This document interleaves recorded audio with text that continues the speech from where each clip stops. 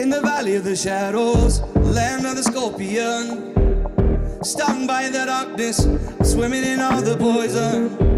I need some angel music, so damn hot down here. I need some angel music, so to wash away the fear. Come with some angel music, so damn hot down here. I need some angel music, so to wash away the fear. Holy, unseen, I plead, show me some mercy. Grandma, come on down here and sing your prayer with me. Cause I can shine like a raven if I get a little bit of sun, a little bit of light, just a little bit of sun. I can shine like a raven if I get a little bit of sun, with a little bit of light. I can shine like a raven. I can shine like a raven. I can shine like a raven in the land of the shadows, the valley of the scorpion. Stung by the darkness, swimming in all the poison. I need some angel music. I need some angel music. I want some angel music.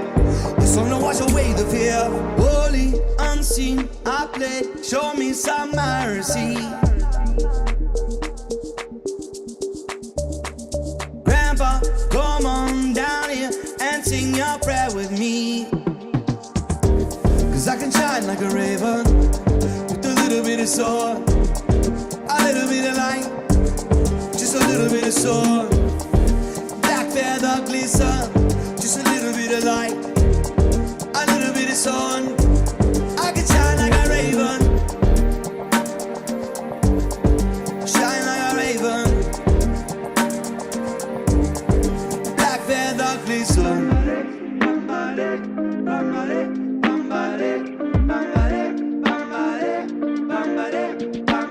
Pull me up from the Snake River. I want to be one. Pull me up from the Snake River. I want to know freedom. Oh,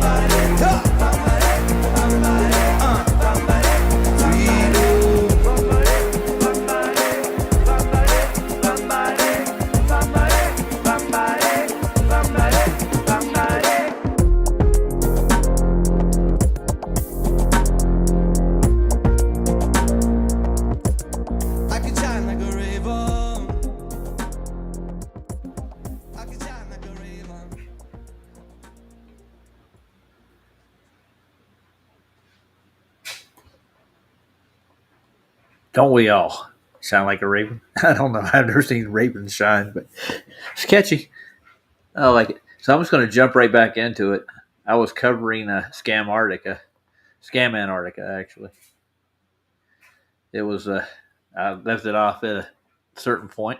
Fantasy Island is the name of this little thing that they did on Spacebusters. It's kind of cool. Makes a lot of good valid points, especially when it comes to globe coordinates, I think. And I did some research into the tropics, what their markers are and how they derive those lines. I think they're arbitrary, extremely. They can make it go any direction at that point, and even the equator for that matter. I don't think it's really measured that well or put into coordinate systems very well. And they actually kind of bold place to admit it, and a lot of it's in the rhetoric that it's not exactly set in stone, but they made these arbitrary positions across the world. Hey, Derek, Carrie. But I'm going to hop back into this Scam-Arctica, and I want to go over some of the things I found doing searches, older searches for India, Africa. There are markers for the Tropic of Cancer and the equator that don't really jive, I would say. And they kind of admit it in some of their, like, I call them cartoons. They drew a little, like, satire in it. Like, yes, this is the actual Tropic of Cancer, but we'll show you how we tricked you into thinking that. Yeah. Hey, Maria. So you guys doing good tonight? And Justin, it was a great show earlier, man. You're a trooper, dude. Keep pushing that out there. Yep, I want to start this video again back where we left off. The Fantasy Island. I think he's making reference to the TV show, but it's really what they contrived to be Antarctica is really just a peninsula. It looks like, and you can go anywhere from off the continents and get to this place. I would love to go out and map this place out myself, and if I get a chance to go down to Antarctica, I'll make it a note to get off of the standard route if I can somehow. I would actually like to take an expedition down one day, or maybe like Vlad wants to do. He wants to go to the north. I think debunking the TFE thing to start with would be a good idea, but that's already happened. And there's people that are going to buy that crap like it's going to be true. I saw it on TV. You know how it is. Most of the people aren't going to really investigate the topic. But I think more people are waking up to it, and they're going to actually start looking around themselves. Just touch the topic. You'll get it.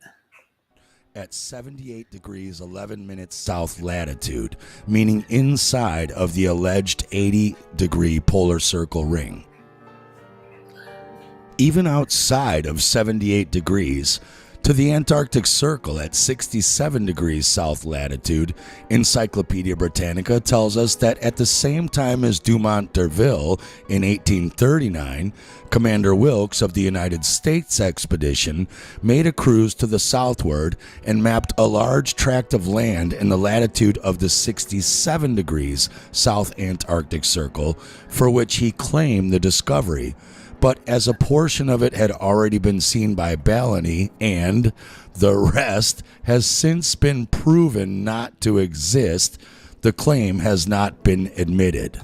Remarkable, as to this day that ring is still called the southern pole of inaccessibility.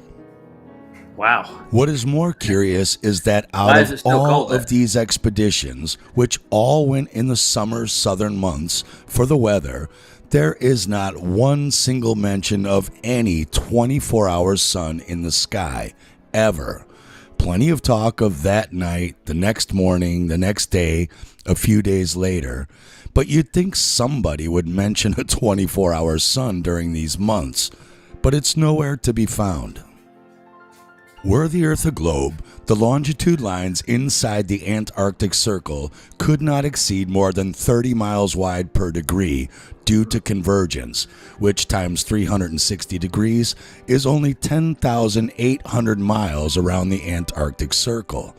And yet, while the Challenger did not openly admit it had searched for the South Pole in vain, its record showed it sailed over 60,000 miles, the equivalent of 3 times around the alleged globe's circumference at the equator, never mind 5.5 times around the alleged South Polar Circle, and cost the government over $1 million without being able to say that it had been fortunate enough to ascertain the existence of any such wonderful locality. But that's none of my business. And it gets even weirder and more unbelievable when we flash forward to the journals and journeys from the alleged 1912 South Pole expeditions of both the Norwegian Amundsen and England's Captain Robert Falcon Scott.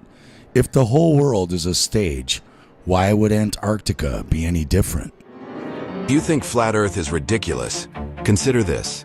A sextant is a navigation tool to measure angles between the horizon and celestial bodies, allowing sailors to find their exact location at sea. The trigonometry required for a sextant only works because the 3 points it measures create flat planes to each other. No adjustments for curvature, ever. If the Earth were a globe, the math wouldn't work. But it does, and the sextant has been used for centuries. Meanwhile, surveyors use laser levels over miles with zero curve correction. Train tracks run level for miles. Airplanes fly at flight levels, not arcs. Pilots calculate distances over a flat plane, and there are places where you can see too far, where the Earth's supposed curvature should hide distant objects below the horizon. And let's be real, everyone knows the moon landing was fake. We don't need to say we see too far. We see what we see, and that's the way it is. We say you see too far. Well, we shouldn't see that. We do see that far. That's the whole point. The lie that big, NASA has no credibility, so why trust their story? Everything we build assumes a flat Earth. To us, it might seem almost a stage awaiting actors. The Scott Party didn't seem to have that clarity on the part of the leader of recognizing what the strengths and weaknesses of the individual men were. Robert the Hidden Hand Scott was a career Royal Navy officer who made lieutenant in 1889, then immediately had a scandal where he suddenly disappeared from all naval records for 8 months. Then 2 years later, while commanding a torpedo boat, he accidentally ran it aground and gets into trouble, and then finds out his dad lost all the family fortune and he has no capital, and he has to support the whole extended family himself. So a promotion and the extra income became his main concern, making him a perfect, willing, and desperate dupe for a psyop. Luckily by fluke, Scott runs into the Royal Knighted Sir Clements Markham, president of the Royal Geographic Society, on a street in London, as you do, and the guy decides to put Scott in charge of commanding an expensive South Polar expedition despite zero experience, as you do. And before he even leaves on the first one, King Edward VII, there in white Templar crosses, gives Scott a 4th member knighthood of the Royal Victorian Order. Yes, that's the White Knights Templar Malta Cross, who run the World Banking Commerce copyright law scam for the Vatican and its Holy Roman appointed royal families, for being a distinguished lapdog of the monarchy and well, that just kind of says something. Yeah. Nothing need to say. Vatican. But the expedition fails. One guy dies. Half of them get scurvy. He brings back bogus meteorological and magnetic readings that are later criticized as amateurish and inaccurate. And once again, Scott gets his second boat in his career run aground and needs 2 relief ships to come down. So what do? They promote him to the rank of captain. King Edward VII promotes him from 4th member to commander of the Royal Victorian Order, put him in charge as the assistant director of naval intelligence, and then he's hobnobbing with Queen Amalie of Orleans, Luis Felipe, the Prince Royal of Portugal, Sir Henry Keppel, the commander-in-chief of the entire British fleet, and even Prince Heinrich of Prussia. And then they send the guy back for another attempt at the South Pole, despite failing miserably the first time, as you do. Meanwhile, at the exact same time, King Haakon of Norway, seen here, wearing his same Knights of Malta Templar crosses as all the British, has hired Roald Amundsen to do the same and race Scott to the pole. But why this sudden mad rush to reach this alleged South Pole when it was already declared 35 years earlier that it didn't even exist and was pointless and too expensive for governments to keep trying? Then you have copyright law. So the Vatican, they own all of our souls due to their Unum Sanctum, their papal bull, and they have a copyright on the date, the place, and our name. So whenever you sign a contract, you have to sign your name, which is they make for you when you're born. That's your all caps name, your straw man. You have to date it because we're on their Pope Gregor calendar. They say today is whatever today is, April 7th, 2025, only on their calendar. They own that fiction. They own the time and they own the place. They say we live on this spinning ball. So they own your name, your date, and your place. That's called copyright. So any business or commerce you do, because the whole world is under commerce and all commerce goes to the Vatican. It's not the Jays, as everyone's trying to say. It's Zionists, and only 1 out of 10 Zionists are Jewish. The Jesuits set all that up. So they own the copyright. Wrong so Jays. if people got the wrong Jays. What's that? People got the wrong Jays. They got the wrong Jays. Yeah, they're looking for the other ones. It's not the Jesuits either. They work for the people in charge, but still. So they've got the copyright. If we don't live on their spinning ball and it's not really the date they say it is, they already have no more rights and claims to our taxes and our strawman. That they're out the window there. It's gone. So that's another reason. That's the ultimate globe salesman. Yeah. There'd be a good reason to keep that mythos going, I think. Money. And it's government, from what I can tell. So this is definitely a government thing, and they indoctrinate you completely top to bottom with it. If you'd have watched the first half of this, I hope you guys did. He does a good idea of pointing this out. Reason people don't really talk about, that's how they own us, is J.K. Rowling owns Harry Potter. I always say it.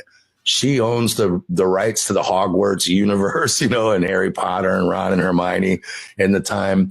So if you try to dress up like Harry Potter, you and me, and go out and like try to make money, pretending we're doing Harry Potter appearances, we owe that chick money. And that's what we're doing. We're going out pretending to be our all caps name on a fake spinning ball in a fake universe that doesn't exist, on a fake calendar that doesn't exist. And we owe them money because we're doing that. We're making money off our name. Everything you've ever done with commerce, you signed your name and date. And it all happens in their fake universe. They own Harry Potterville, and that's where we are. We're in a fiction, and they own it. We're like characters trapped in a book or movie we can't get out of. So that's another reason that no one talks about. And they don't want us going out there, because if we prove that we're not on the spinning space ball, their whole thing collapses there too, not just their sciences, but the commerce. And that's what they really love, is the money and control and power. Before you just take my word for it, ponder this. If you don't have a South Pole, you can't and don't live on a globe, as we've just shown for nearly 2 hours. So here you have the Norwegian and 2 British, the 3 polar stars, as it says on the bottom, the only quote-unquote proof of any South Pole, showing off their globe with their hidden hands. But did they really go to any such alleged South Pole? Here's the question. Let's see. It is said that one of many reasons Amundsen's team beat Scott by a month and suffered no casualties is because he had learned how to properly dress from the Inuits in his North Polar expeditions, using animal furs and boots that were warm and waterproof but allowed breathing and no sweat. Yet the only alleged photographs or cartoon drawings of Amundsen's team at the pole show men wearing nothing of the sort. These are all the official photographs. And realize this, before the Kodak self-timer patented 7 years later in 1918, you only had the American Autopose patented in 1902, where you used a pump that would give you a little time to run around the camera and set up before the air pressure released and snapped the shutter. Yeah, so they had to Scott's team only took 5 men to the pole, himself, Wilson, Bowers, Oates, and Evans. Yet there are always all 5 men in his pictures, yet all wearing big, heavy gloves, and there are never any foot tracks from the camera, the original moon landings, to the guy who would have had to have pumped the Autopose, then ran to the camera, put his gloves on, and grabbed his prop. So who took these pictures? There's even a picture of their return journey home with all 5 men. So we are to believe they set this pump, then somehow skied 30 feet away, picked up the sled ropes and all did an action pose, there are no tracks leading to the sled or where they would have had to have started to be in that final position when that picture finally snapped. Snap. Then we have loads of strange inconsistencies, like many sources claiming Scott's team reached the pole January 17th, when his own journal, which I'll post the entire thing in the notes folder, claims they got there the next day on January 18th. Now wonder me this, sound familiar, guys? Amundsen's team starts here, Scott's team starts here, 451 miles away from each other. Like, sounds like TFE almost. Did they get there on the 15th? Did they leave at the 18th? I don't know. Nobody can verify it. Nobody can verify they actually made it to this geographic location. They got an arbitrary point in a latitude that doesn't even match up with where they need to be, and they're distorting it with satellite imagery that say this is actually where they are. Antarctica is not in the same place it was, let's say, 100 years ago. But, you know, or what they call Antarctica. Scott's journal shows them taking constant bearings, and you can see on any of the many maps comparing them, they all make these little detours through the mountains. But then they have these fairly dead straight shots toward the pole from two completely different directions. Scott's journal says at noon Tuesday, January 16th, they are at 8942 south latitude, about 20.7 miles from the alleged pole, and there's Amundsen's route over there in the orange. Scott's team marches 2 hours and suddenly spot what they thought was a cairn way off in the distance. I'm going to be generous and give them 6.3 miles for 2 hours, more than twice as far as their usual speed for that, pulling a big sledge. And then they detect a black speck up straight ahead, which they march to and find it was a black flag tied to a sled nearby the remains of Amundsen's camp. So here's the problem. They are here after the 2-hour march, heading straight that way by strict readings. Amundsen's team was coming in the opposite direction over there, more than 7.3 miles away, and Scott's team claimed they saw this even a half an hour earlier than that, so that's 8.5 miles away. So Amundsen's team a month earlier would not have been straight up ahead. They would have been 7.5 to 8.5 miles east of Scott, and the alleged Earth curvature would have been 35 to 50 feet between them.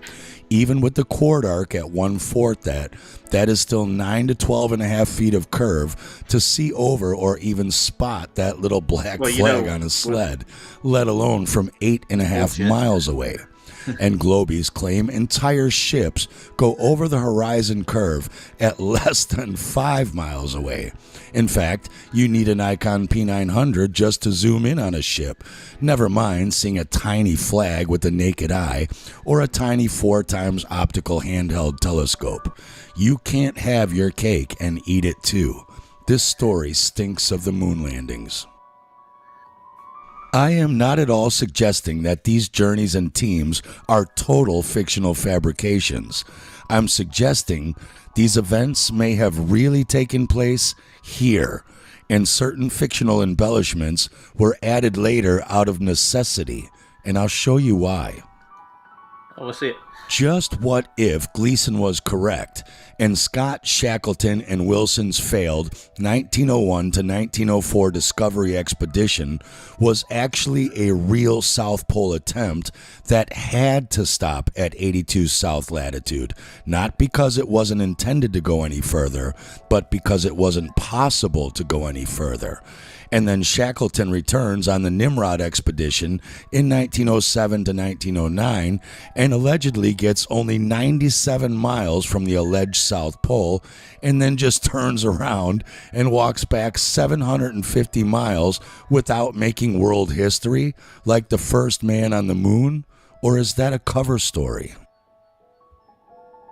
It should be blatantly obvious on a globe that whether you are Norwegian, English, or even French, like all of the early Antarctic explorers, the cheapest and quickest way to Antarctica, and the alleged South Pole for that matter, would be sailing straight down the Atlantic Ocean directly to the Rana ice shelf and a short march to the alleged South Pole, with no giant mountain range in the way to deal with. Not down there where they all really admittedly went. Yeah, it would be ludicrous for those expeditions to spend tons of money, time, supplies, and 4 extra unnecessary months sailing through the Mediterranean Sea and the Suez Canal, across the entire Pacific Ocean, past Australia to New Zealand, then go down to the... So it works better on the azimuthal, is basically what he's pointing out. That's their trip. They came from Britain to the outer land on the outer, just in a straight shot. That's basically what he's drawing this out. I see it. Ross ice shelf and make an even longer trek to the alleged South Pole with a huge mountain range in the way to go around. Yet that's exactly the way every single South Polar expedition went in history. Why? Because even the flat earthers have this wrong. The impenetrable barrier, aka ice wall, isn't the coast of the ice circle running around the flat earth plane of inertia, shown here in red, at roughly 67 south latitude. The ice wall is actually inland in the frozen icy water barrier, as Captain Ross told us about, at around 77 to 78 degrees south latitude, shown here in blue. And between the red waterline and blue ice wall are where we find all of the Antarctic bases around the ice shelf to this day, with the exception of the alleged South Pole base, which we'll get into. Scott said, the Great Ice Barrier was sighted and its examination recommenced in 7749 south latitude. The next day, the expedition obtained a latitude of 7810 degrees south, the highest ever reached before or since.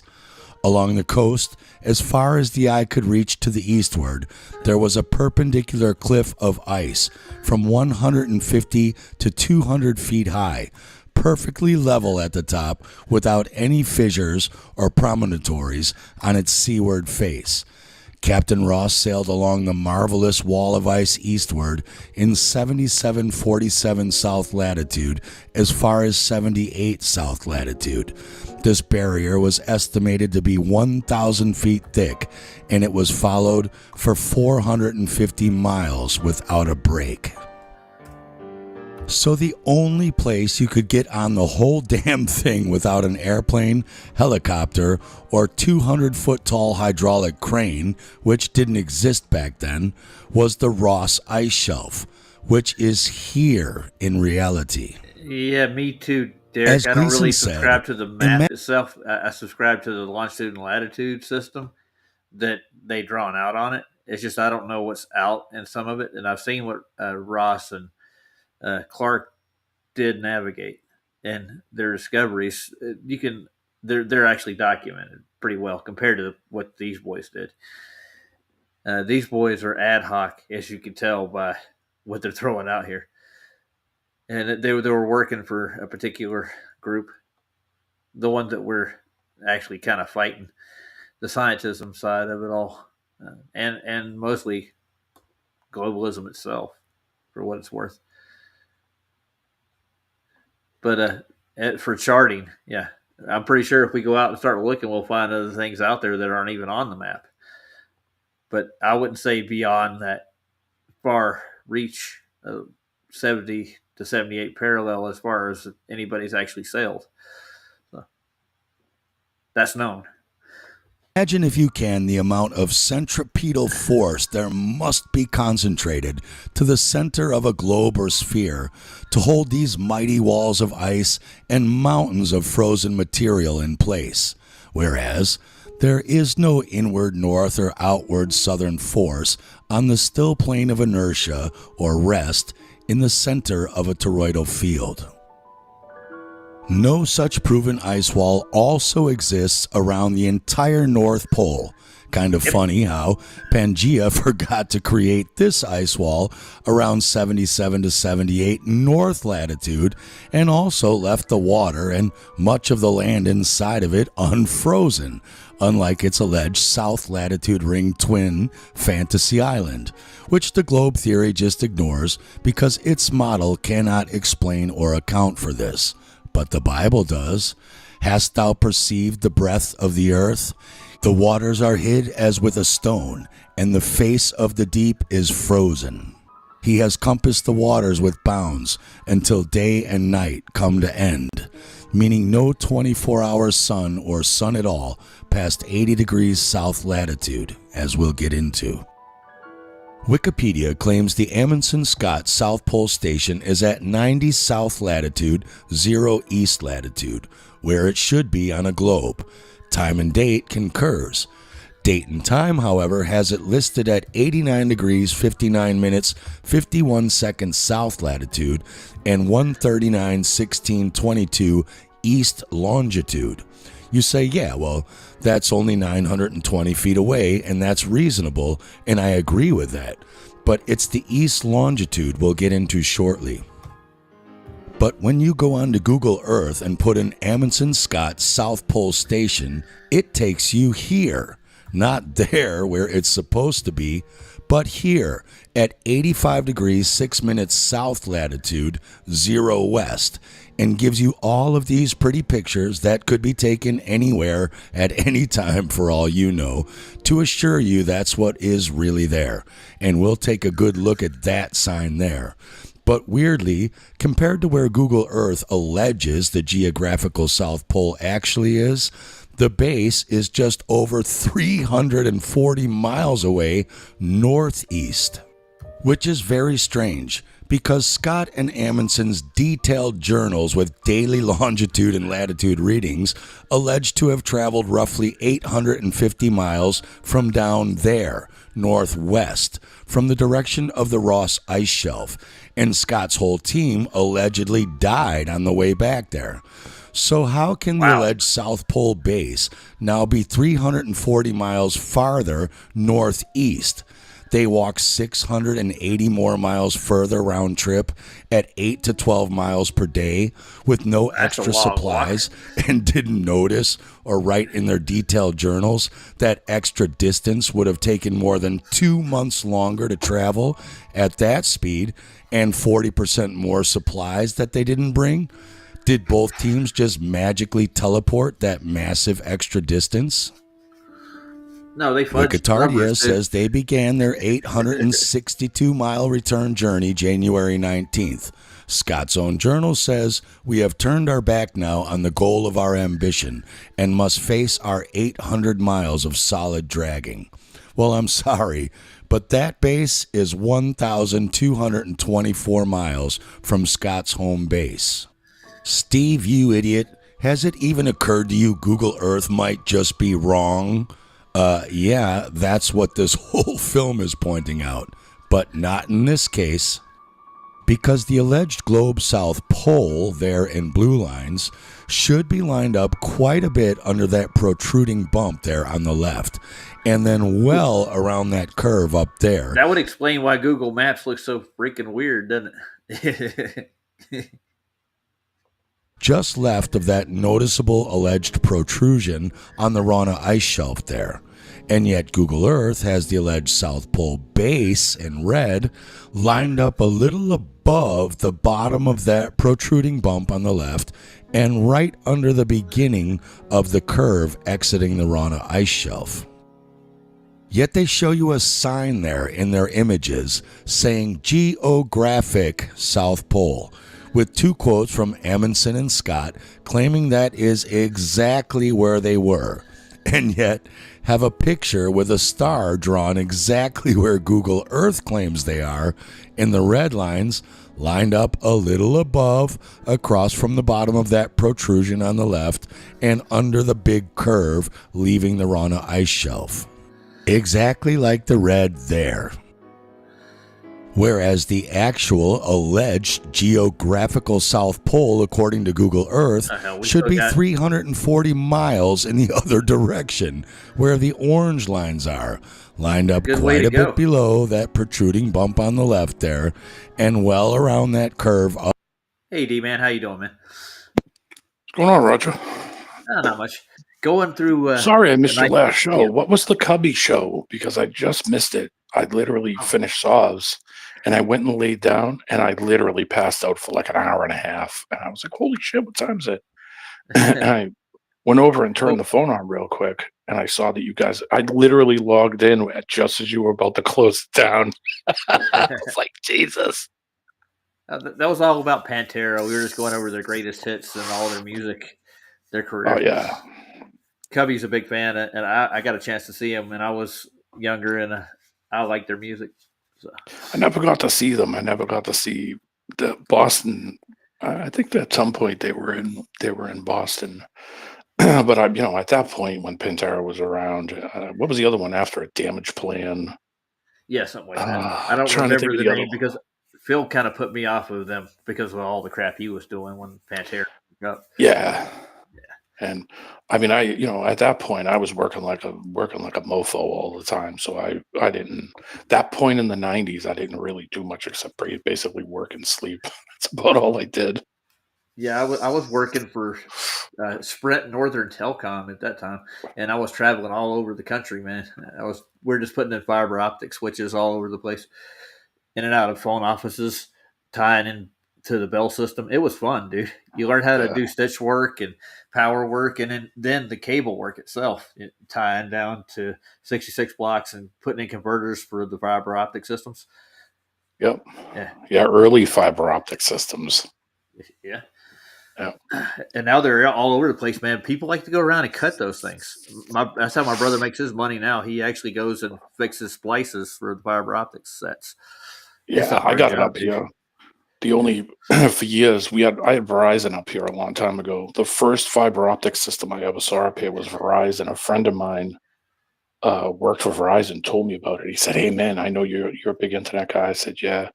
He said, "Call Verizon and ask them when the fiber optics coming to you. If the fiber optics." So I called them one day, and they said, "Yeah, we have a business line." And I said, "Really?" And they said, "Yeah." I said, "Can I get that put anywhere?" And she was like, "Yeah." So I said, "Come on over, put it in." She said, "You didn't even ask me how much." I said, "Don't care."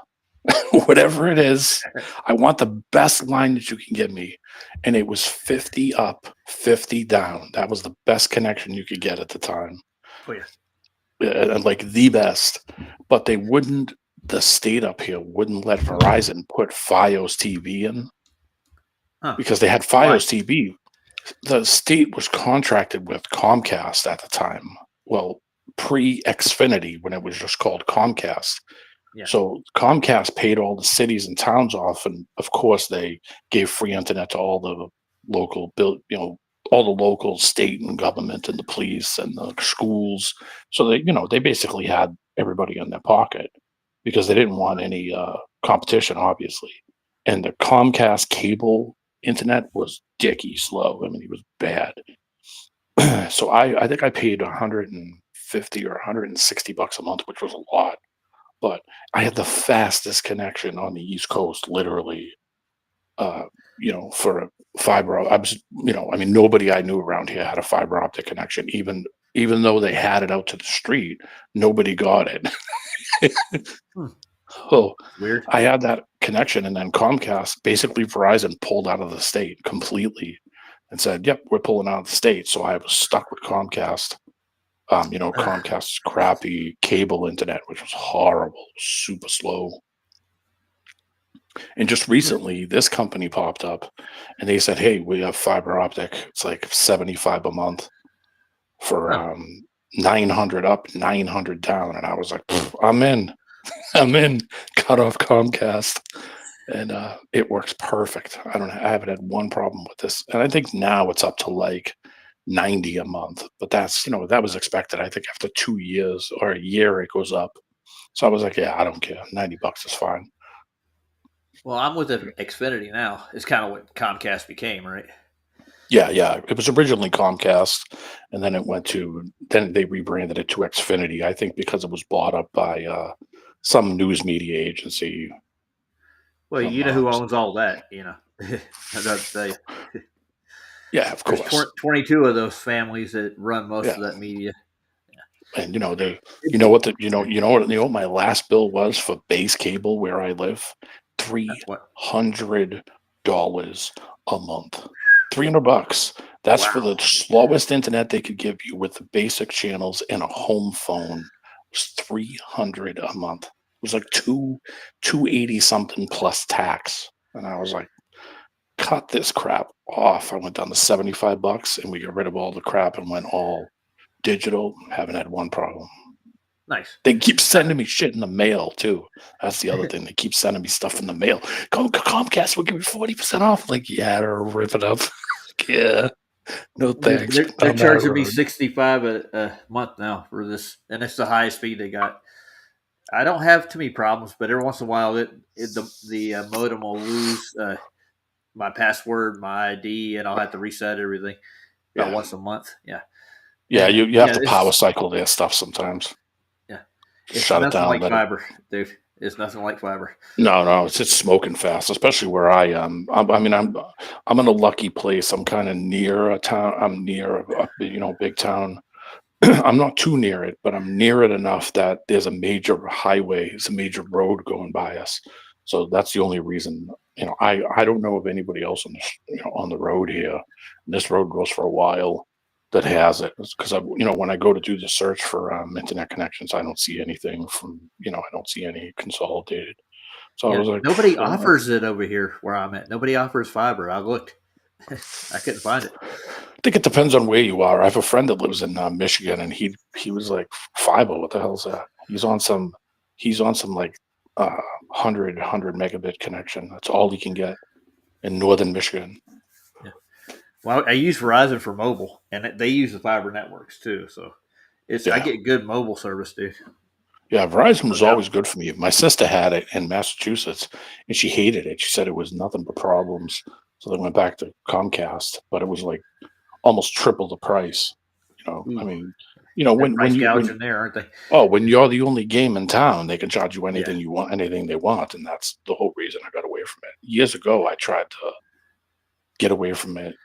And my mom, who was still around back then, didn't understand what I was trying to tell her. And I said, "Listen, I'm telling you, it's going to be much better." And she just didn't want anything to change, so we left it. But the internet was horrendous. And I mean, when you're gaming, an equal speed up to down is screaming fast. I mean, screaming fast. No matter what it is, even if it was 500, it's still screaming fast up and down. I'm sorry, I don't mean to go on and boot your video. I was watching it for a couple of minutes. Yeah, I've seen this video before. Yeah, so the Scam-Artica 3 it just came out. This is fairly new. Yeah, I think I've seen the ones before this when he did a similar thing and showed the outside where all the bases are. Yeah, I think they're on just the outer edge of the continents, from what it looks like, just down off the parallels. Yeah. And they have arbitrary places. And I looked at the Tropic of Cancer and Capricorn and the equator. They have arbitrary points, and they make a joke out of it, like how to trick people with mapping. And they get this marker in India that says this is where the Tropic of Cancer is. Like. It's funny, and they got a sign that goes with their little marker, like how to trick people with mapping. Yep. It's like a joke. So I don't think they have a real point where the Cancer and Capricorn really are across the globe, as you would call it. They have these markers where this is where they see the sun at solar noon. They have like a sundial, basically. They made a sundial out of the marker, so you can follow it and trace it. The same with the Antarctica thing too. I think that's what Union Glacier is, just a marker point for where the sun crosses over that part of the peninsula. So, yep. I'm planning on going down. Yeah, the moon map shows a lot more land. Shows a lot more. The only reason we have that shelf is because this is where the sun is going around in a circle, and that's all it is. Yep.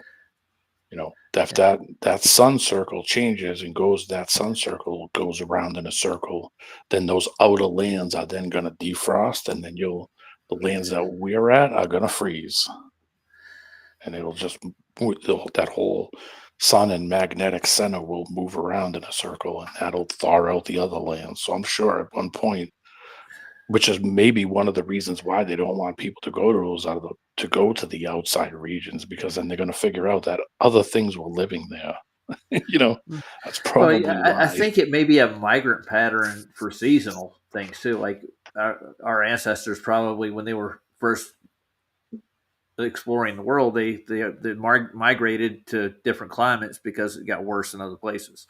Yeah, well, you wouldn't have a choice. You'd have to go where the sun is to stay alive and to grow things.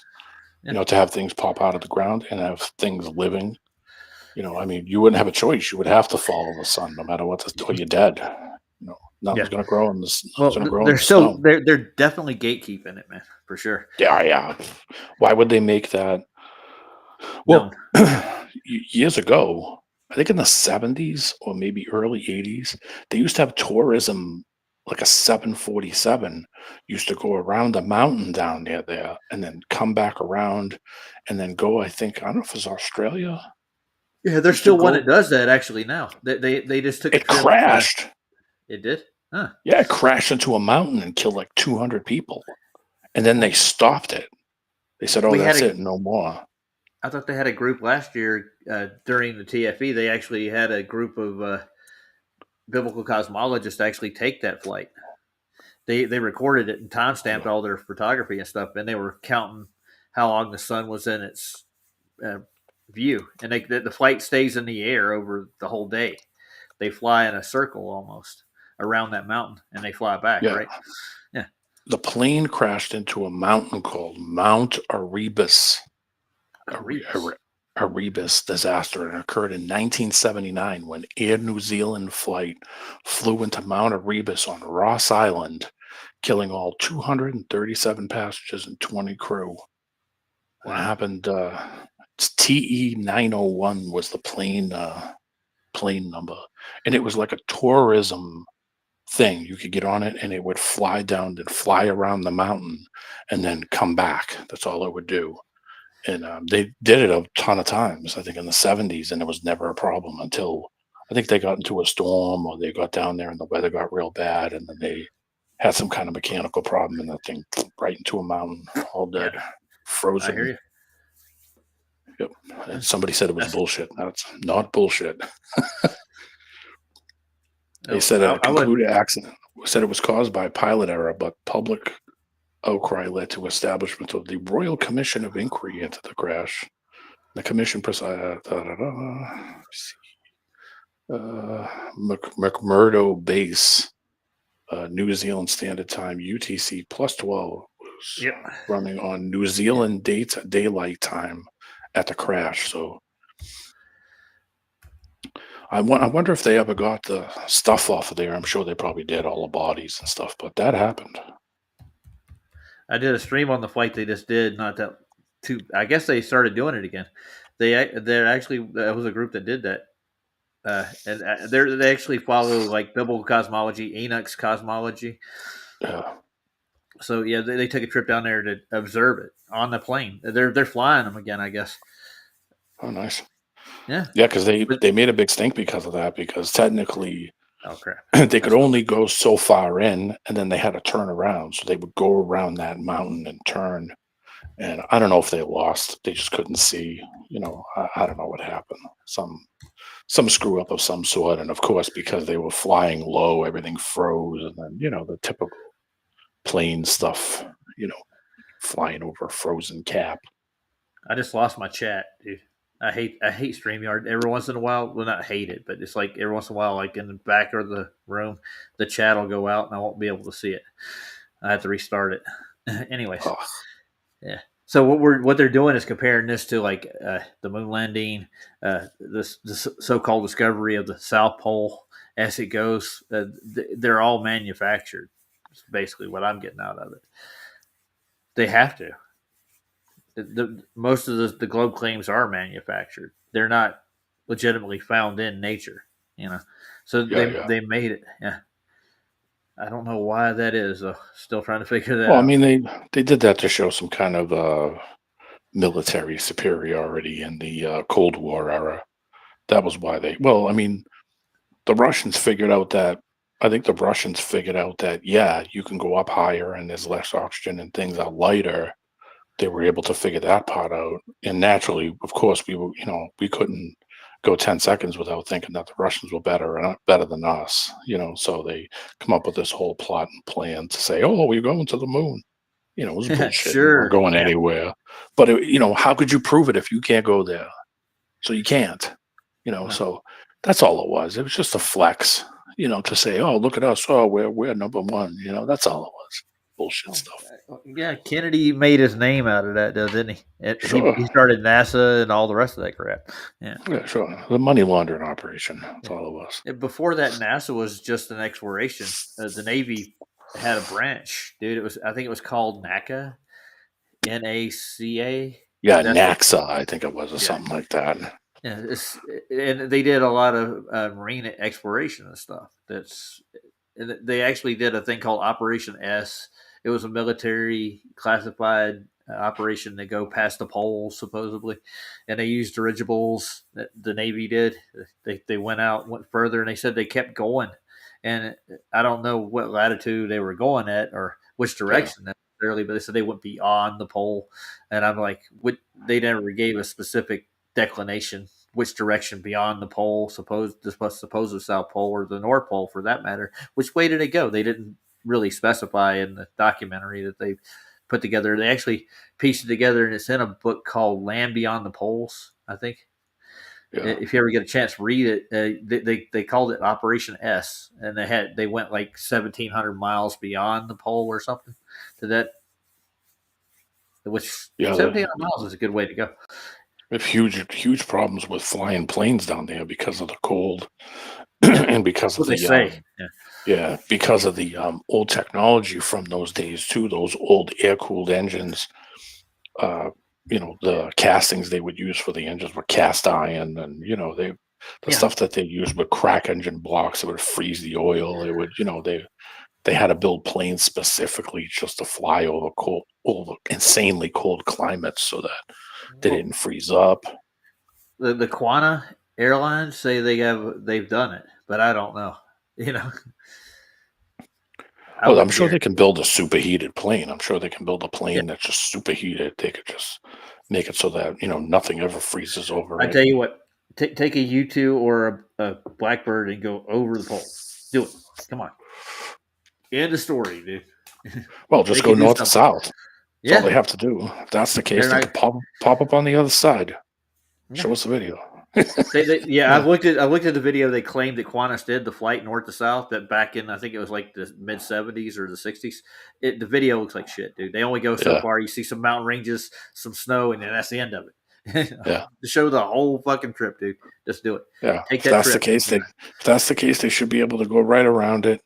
And go right around the island or fly over the water and go right around it and just pop up on the other side. But these days with AI, they could. You can create anything.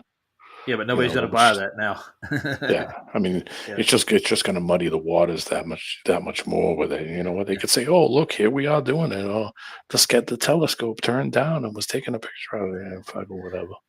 Yeah. So what they're showing here is they actually did transverse it, but they didn't, dude. They did not. They didn't transverse it in the way they said. That's the thing. They transversed it all right in the opposite direction going. They turned around is what they did. Yeah, exactly. They turned around and said, "Hey, we went around the whole thing." Bullshit. But that's why they had that coordinate system and all its bullshit. Yeah. So I want to play a little more of this. I want to get this whole thing done. And PJ's going to redo this tomorrow. He's going to go over this. It's going to take a couple of shows because this thing's 3 hours long, dude. He goes through a lot through the coordinate system. Yeah. This guy's super. I told you I saw the one before this where it showed all the bases around in the circle and how it matched absolutely perfectly. Yeah. Yeah. But this little peninsula here has got to be right off whatever surrounding our world, I think. the lands that surround us. There has to be more land within it, but I can't prove it. I need to go explore it, and that's why I said the only way we're going to verify any of this shit if we go independent. But they'll turn you back at the 60th almost, from what I can tell. If you get to the 60th parallel, you go in any direction, they'll turn you around. Yeah. Well, you can't get near it. I mean, you can't even get to the line, right to the line itself. And they did that on purpose so that you wouldn't put up any balloons or go and pull any cameras up in the air and try to look, because it's just too far for any commercial, for any run-of-the-mill camera stuff that you can buy out of a store. It's just not gonna happen. But man, nowadays you can get all kinds of stuff. And if we could get down there, we could do a lot more investigation. I think the Russians and the U.S. both were looking for the actual dome itself, where they were looking for the firmament, basically. And they were measuring the distance that the light was going from the sun in Antarctica. That's where all those dome bases come from. They're looking for it. That's where they were originally. And they measured with oscilloscopes, and they put up. I think they did put up balloons and stuff. They were in helicopters. They were trying to get as far out as they could and see how far the light reflected from where they were. Yeah. They were measuring that. Yeah. And the sky ice. Yeah. They say that's one of the reasons why they believe the sky is blue. Because of sky ice, because of the color. Well, I think the sky is blue to a point from even the gases that get excited when the sun is in it. That's why the sky is blue when the sun's out. When the moon's out, it's pitch black, dude. Yeah. Yeah, and it turns different shades. It shades differently too, depending on how hot the sun is, where it is, where in the dome that it's in, what point, if it's up. I think. Wait a minute. I think I read something a while ago that they have to fly at lower elevations the further out they go away from the sun, too. I think they set the ceiling at 13,000 feet in Antarctica, but they claim it's due to a ice dome. That's what they call it. Yeah. There's supposedly there's the atmosphere, as you would call it, creates a dome-like shelf, and this is in their writing. It's in modern science as it goes, and that's why they have that ceiling there, because planes would hit it and crash. I do not think ice would sit there like that, especially if you had 2 months of summer in the southern part of the world. Yeah, especially if the sun is directly right over them, because then that would be the hottest point of the year. If the sun is the furthest away and it's going right over you, then that would explain why the hell those guys were taking their suits off and standing there in t-shirts, because it was warm, because the sun was directly over them. Yeah, makes sense. I mean, if the sun was further away, you wouldn't be doing that. It's, when the sun was down there, it was freezing ass, fucking 8 degrees out up here, and the sun came out every day. So I don't know how the sun could be at the bottom, but yet be at the top at the same time and still have light is the most ridiculous thing ever. Yeah. I don't think it goes that far out. That's why you get the icy parts, because there's no real full sun like that. And that's why I think that there's like to say that we're certain that this 24-hour sun thing, TFE, had any validity to it at all. We've watched them put this thing together from start to beginning. We've been covering the TFE thing since it started on Flash's channel. So we've been watching every little move they make, and there's certain things that they have not presented to satisfy anything regarding their trip. Yep. All they're doing is. I think one of the reasons why he didn't call. One of the reasons he didn't call is because he didn't want. I think somebody probably told him, "Don't call them, because if you do, then they could track down where the phone is connecting from," and that was probably one of the reasons why they didn't make any phone calls and call anybody. Because if they did, they weren't there. Yeah. Yes, because you would have saw where that connection, where that tower, where the phone call originated from, and where it was connected to, and then you would have realized that they weren't where they were. Yeah, I think they went down there for a couple of days, probably like the year prior, and got like stock footage, and they stitched this stuff together. And there's a lot of evidence to say they did, but it seems like that, like Dave McKeegan's stuff is really choppy and shady, for that matter. If you look at Dave McKeegan's, and he'll even admit that, I was off and I had it set on stars and all this other. There's so much ad. And McToon made a software program so he could stitch it all together. Oh my God, dude! Really? The one I saw, the sun was in between his camera and him. Yeah, and how was that fucking possible? How was that possible that he could stand between the sun? So the sun was fucking 2 feet in front of him. It was the most ridiculous thing I ever saw. Where his head went in between the camera. It went in front of the sun, you would think, but it didn't. His head didn't block any of it at all. It literally, his head became transparent through the sun. It's like, how did the sun get in between you and the camera? How did that happen? I've seen light get caught in there on an aperture sometimes, but not enough to like block your whole head. It just kind of like just a flare comes through and it kind of blinds you for a second. That's about it. Oh, well, let's play some more of this. Ready? Good. Yep. Up there just left of that noticeable alleged protrusion on the Rana ice shelf there, just like the blue lines. But as I've already just shown you, that is impossible if you are to take Scott and Amundsen's journals and stories as true. They would have been nowhere near there ever. The alleged geographical pole would be 340 miles in the opposite direction of there. Screw your cake. Somebody is undeniably serving flat-out whoppers here. History is a set of lies agreed upon. Now, at this alleged Amundsen Scott South Pole base, with the sign claiming it is the geographic South Pole. Now, D-Man, I think that's where they made their little hook to go back north. They had you saw their path coming down. They went through the Suez Canal, around through Africa, down to the base of it. That was not been an easy way to get there by any stretch. I know. Take the longest way possible. Let's make this more difficult than we need to. Yeah, you saw what he did with the Suez Canals and stuff. He goes through it. He draws their chord line and shows how much deviation you have to have for the locks and stuff. And he went through the Erie Canal and stuff in the States too, and he's showing how that there are certain locks that way defy curvature of the Earth. That you'd have to have a flat Earth to work these things out. But yeah, well, Suez, it's flat as a pancake. There's tons of videos of ships going through the Suez. It never dips down or goes up ever. Yeah. The show before this, I actually did a trip through the Suez Canal. We just watched the whole damn thing. Yeah. Flat as a pancake. How many miles does it go? 100? Yeah, it's 100 miles. Yeah. Dead. Oh. Yeah. So yeah, flatter than flat. Yeah. So what we're looking at are a whole bunch of lies in coordinate systems that they can just change and alter. And like we got a guy named QE that he's on the Flat Earth Debate channel. He actually has gone into the field and they've changed coordinate systems on him, and they redirected his infantry, and they end up in places where they don't know exactly how they got there, but they still they base it off the northern coordinate system with a magnetic declination. So they can change these coordinate systems to obfuscate where you're going to hide. Yep. I'm pretty sure they hide a lot of stuff, dude. Oh, yeah. Go ahead, play it. I'll be right back. All right.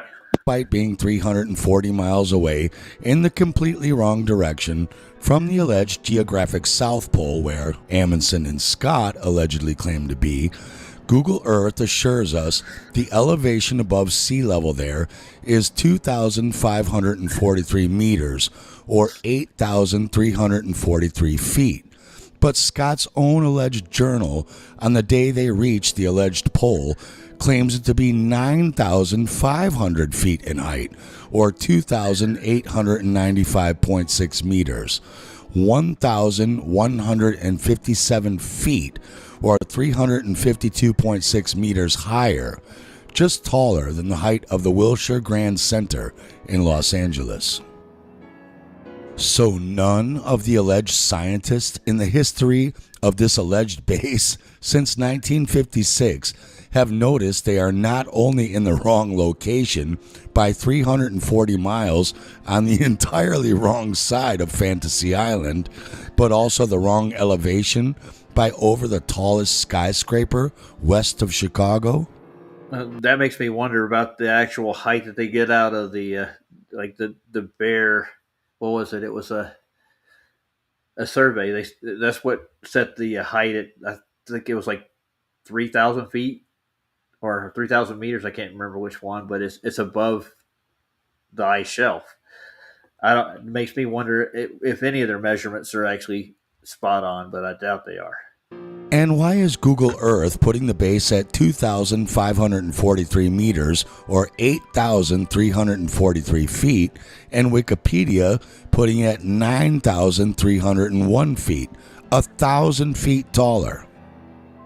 And why is this official but obviously bogus CGI topographic map of Fantasy Island showing the alleged South Pole there, where all of the longitude lines converge, in dark to near dark green color, which is only 800 to 1,000 meters above sea level on its legend? MASL means meters above sea level. I'm going to tell you this right now. I guarantee you there's sunsets. Hey, just look at that. Think about that for a minute. With a course, an arc, you would have, and there, like I said earlier, there's only, I think, 2 days out of the year they get like 19 hours of sun. It's pretty incredible. Nothing like what they claim in the north, neither. I've watched their documentaries. There's like 2 months of solid daylight. 2,625 feet to 3,280 feet elevation. Hell, let's just give them the tallest 3,280 feet. That's still 6,220 feet less than Scott's Journal of 9,500 feet and 5,063 feet less than Google Earth claims. There's how high Google Earth says Amundsen Scott South Pole base is, 2,543 meters. There's how tall Scott's own journal claims the alleged South Pole is, 2,896 meters. See the red. You see those red heights are reserved for the very tops of the tallest alleged mountains on Fantasy Island, which are nowhere near the alleged South Pole, there in dark green. Even when you triangulate where Google Earth claims the Amundsen Scott South Pole base really is, 340 miles too far northeast of the pole, you can see it's all dark green there as well, and 3 times lower in elevation than Google Earth claims its height to be.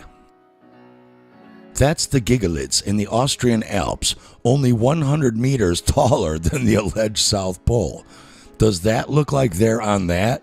Never mind 5 guys trying to pull this heavy-loaded sled up to such an elevation in thin air and biting cold. Just like all of the other numerous glaring contradictions around Fantasy Island, these two things have one thing in common. Despite similar shapes, they're both just fictional models. So why is the Amundsen Scott base lying about being at the alleged geographical South Pole while 340 miles away in the wrong direction where Amundsen and Scott could have never possibly set foot, fancy sign or not? Easy. Because there is no South Pole, because we do not live on a globe. To come full circle, pun intended, in a weird kind of way, dateandtime.info accidentally spilled the beans by giving these coordinates for the alleged Amundsen Scott South Pole Station an alleged actual geographic South Pole. Because while on Fantasy Globe, those coordinates are only 920 feet away and close enough for horseshoes, where we may really live here, it's across the entire world from each other. The globe South Pole would have to be at 90 degrees south latitude and 0 degrees east or west longitude, where the two split at the Greenwich meridian. That's here. 90 degrees south latitude is the outer edge of the ice wall map, and that's 0 east or west longitude at the Greenwich meridian. But date and time's coordinates for the base are all the way over here.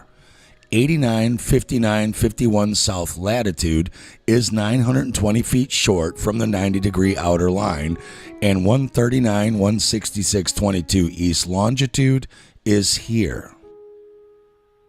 Now you realize why before the advent of the airplane and hydraulic crane, All of those early Antarctic expeditions looking to reach 90 degrees south latitude were sailing 40,000 to 60,000 combined miles around this ice circle over several combined expeditions at mostly the Red Ring latitude, looking for a place to get in and just thinking, if we live on a globe, we must just be going around this theoretical perimeter and thinking this theoretical continent must be huge, having no modern propaganda reference back then, telling them it should only be 1.5 times bigger around than the United States, or 11,500.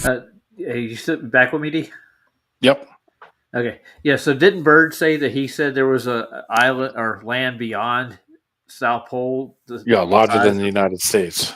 Yeah. So, yeah, if there is land beyond that point, larger than the United States, they're definitely keeping it away from you.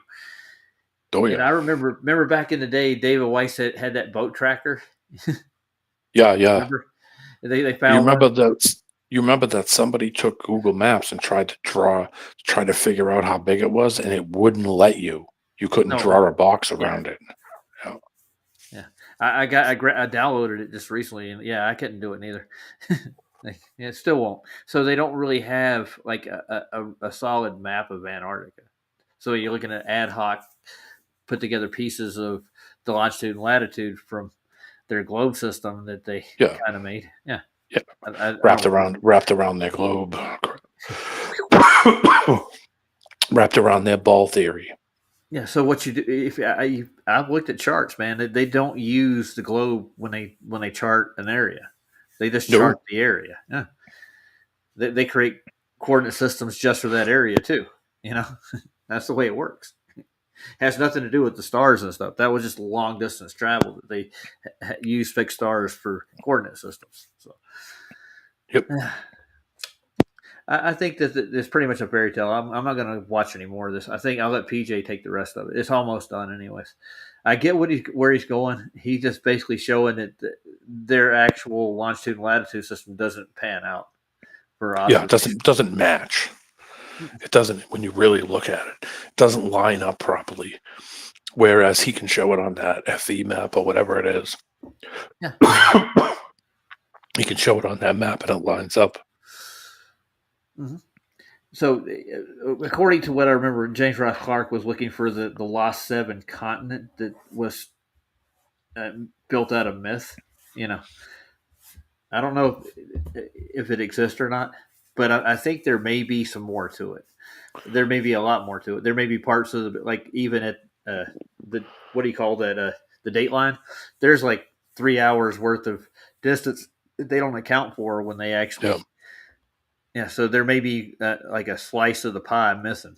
Like, especially I think New Zealand was a lot bigger at one point. It was a lot bigger. I think when the water came up, a lot of New Zealand got cut off because there's a lot of extra land. Kind of like how Japan lost a lot of land when the water came up at some point, also because they found shrines and all kinds of stuff. A good distance from the shore underneath the ocean where it just didn't slide into the ground. It was, the stuff is fixed there.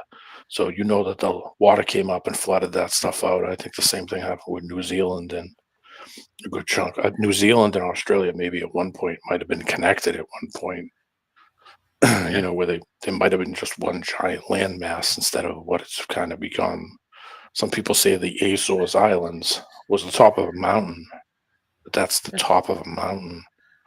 Yeah, that gives more validity to like biblical accounts and even like Nineveh accounts of like the flood.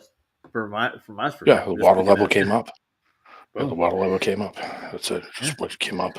I mean, it could have been flood. It could have just been that it just rained more and the water level came up, or shit froze, or we could have went through hot. The temperature inside of here came up and more ice melted. So the water level came up. Who knows? Yeah. I don't know, man. I have no idea. Yeah. I wasn't around. There's no writing of it, besides about the Bible, besides biblical stuff. Do you think that the ark is a little bit of a stretch? I don't know. There's a little bit of evidence for it, but I mean, even like if the place flooded, I'm pretty sure there were other places where the same thing happened. Like other people built ark-like structures, and on board they went. Like who was the guy in Nineveh that actually built a boat? It was one of the kings, or yeah. So they built a boat and they avoided a deluge. So I mean, like that history in that part of the world it matches with that. And even there's I did a thing on the Babylonian. There was actually one of their characters in their history actually did exactly the same thing. He built a boat and escaped the flood. Took his family. Yeah, that's where I think it's where all the nations came from at the beginning. Yeah, maybe. Hmm? Yeah, maybe. I know. When we were young, and we used to look at the globe. We used to look at the land masses. They all looked like they were like jigsaw puzzles. Like you could just move them all together, and they would all be in one big chunk. It don't seem like they're really that far away from each other. I'll give you, for instance, Pan Am did a flight from North America, South America back in the 70s and the 60s, I think. There was just a tourist flight. They were just flying to Brazil, I think. And there were some people actually catching glimpses of the coast of Africa at 35,000 feet. Wow. I know. Yeah, who knows? Yeah. They had a couple, was it last month, where the guy flew from one of the Southern Asian places to the UAE, and you could see we were talking about it one time about the Horseshoe Mountains there, the Himalayas. You can see it from six. Or is it Horseshoe? It looks like a smiley face almost. I think it's the Atlas. Yeah. And you could see it from the plane. It was 1,600 miles away from at plane level. And he's like, I wouldn't be able to see it. It would be at 1,600 miles away. It's so down. The mountain is only 23,000 feet from here to there. It would be they would be down below the ground. I wouldn't be able to see it at all from this distance if he used a globe map. The standard rate of drop, it wouldn't work. And he's like, I shouldn't be seeing this 1,600 miles away. Well, that's where they came up with what they did with the Pan Am flights. They made a calculator, like this is why you can see it because of the curve of the Earth. And they gave them the 8 inches per mile square formula. Yeah. And that's where they developed that from. That wasn't really in their maths. It's developed over the years. But you get the same rate over as a drop from horizontal. That's all it is. Yeah. And there's a rise too. And that's where you get like continents like India or like higher up. That's why you can see them from further away because they're higher above you. Yep. Yeah, because they're because of topography. Yeah. Topography naturally they're just higher from sea level. That's all. And they're still punting the globe back into like, oh, that you can't see that far. You shouldn't be able to see it far for the curve of the Earth. So it kind of got drowned out in history. So those sightings. Well, they conveniently use it when it's convenient to use it. They'll say no if you say it, but when it comes to something that they're talking about, they'll flout it in a second. And they say all the pilots that are coming out saying the Earth is flat, they said they don't know because they're not physicists. That's why they're pilots. No, we're just pilots, and we spend every minute of the day, basically every single day, flying planes at 40 and 50,000 feet. 30 to 50,000 feet. I think that would be the person you would want to talk to. Naturally, you raise a balloon off of a ball. Looking down is going to have a completely different. Yeah, it's going to fall off. Whereas you're pulling up off of a movable flat. Yeah, you still get a horizon coming up with you almost close to eye level. The higher you get, but it's going to be harder to see because there's less light up there, from what I can tell. Yeah. So just take something that's round and put it on the table, and take a camera and pull it up off of it. Take it and lift it away from it. Just because you see something that's you think is curved doesn't mean that it's globish curved. It's not domish. You can look down and get the same effect, and you can see an edge of a circle, Doesn't mean it's a dome. It doesn't mean it's a curve. It doesn't mean that it's a. Did you just coin a new word? Domish. Domish, yeah, domish. Well, because that's their idea of it, is that you're pulling up off of it, because if you're looking down at something that's round, it's got a different effect as you're pulling up away from it than if you're looking at something that's flat and round. It's going to give you a similar effect, but because of how those, because it's domish, because it's almost like if you were pulling up off the top of a snow globe, compared to if something was flat and round on a table, it's going to give you a different effect as you're looking down at it and pulling up away off of it. It's similar because they're both a circle, but yeah. It's not like we're lifting up off of this curved object. It's just something flat and round. Yeah. You've seen the simulation where they're pulling up off of it. It looks totally different. Yeah. So I think they went into a Blender simulator and they developed both sets and compared them to what you actually see. Yep. I remember talking on on all the YouTube channels when people were saying, look, it's curved. Look, this guy got a balloon and he lifted it up, and nobody knew that the automatic setting on the GoPro made it fisheyed right off the bat. So it was 2 feet off the ground and it was fisheyed already. It's like, wait a minute, so the ground is fisheye now? Of course. What Ben did with that was he started pulling apart videos, because the Globies right away started putting out video. Look, curvature, throwing up their fisheyes as fast as they could, making videos at the beginning of when Flat Earth got kind of cut loose. Ben would take their photo like, dude, that's a fisheye lens. That's a fisheye lens. He just go through video. But then they were starting to put up rectilinear lenses, which actually do have, over a distance, you'll get lens distortion. Regardless, lenses they're round. That's the way they work. I went through that on one of the couple of streams ago, and it inverts the image and it distorts it to a circular fashion right away. Yeah. The only way they do is, go ahead.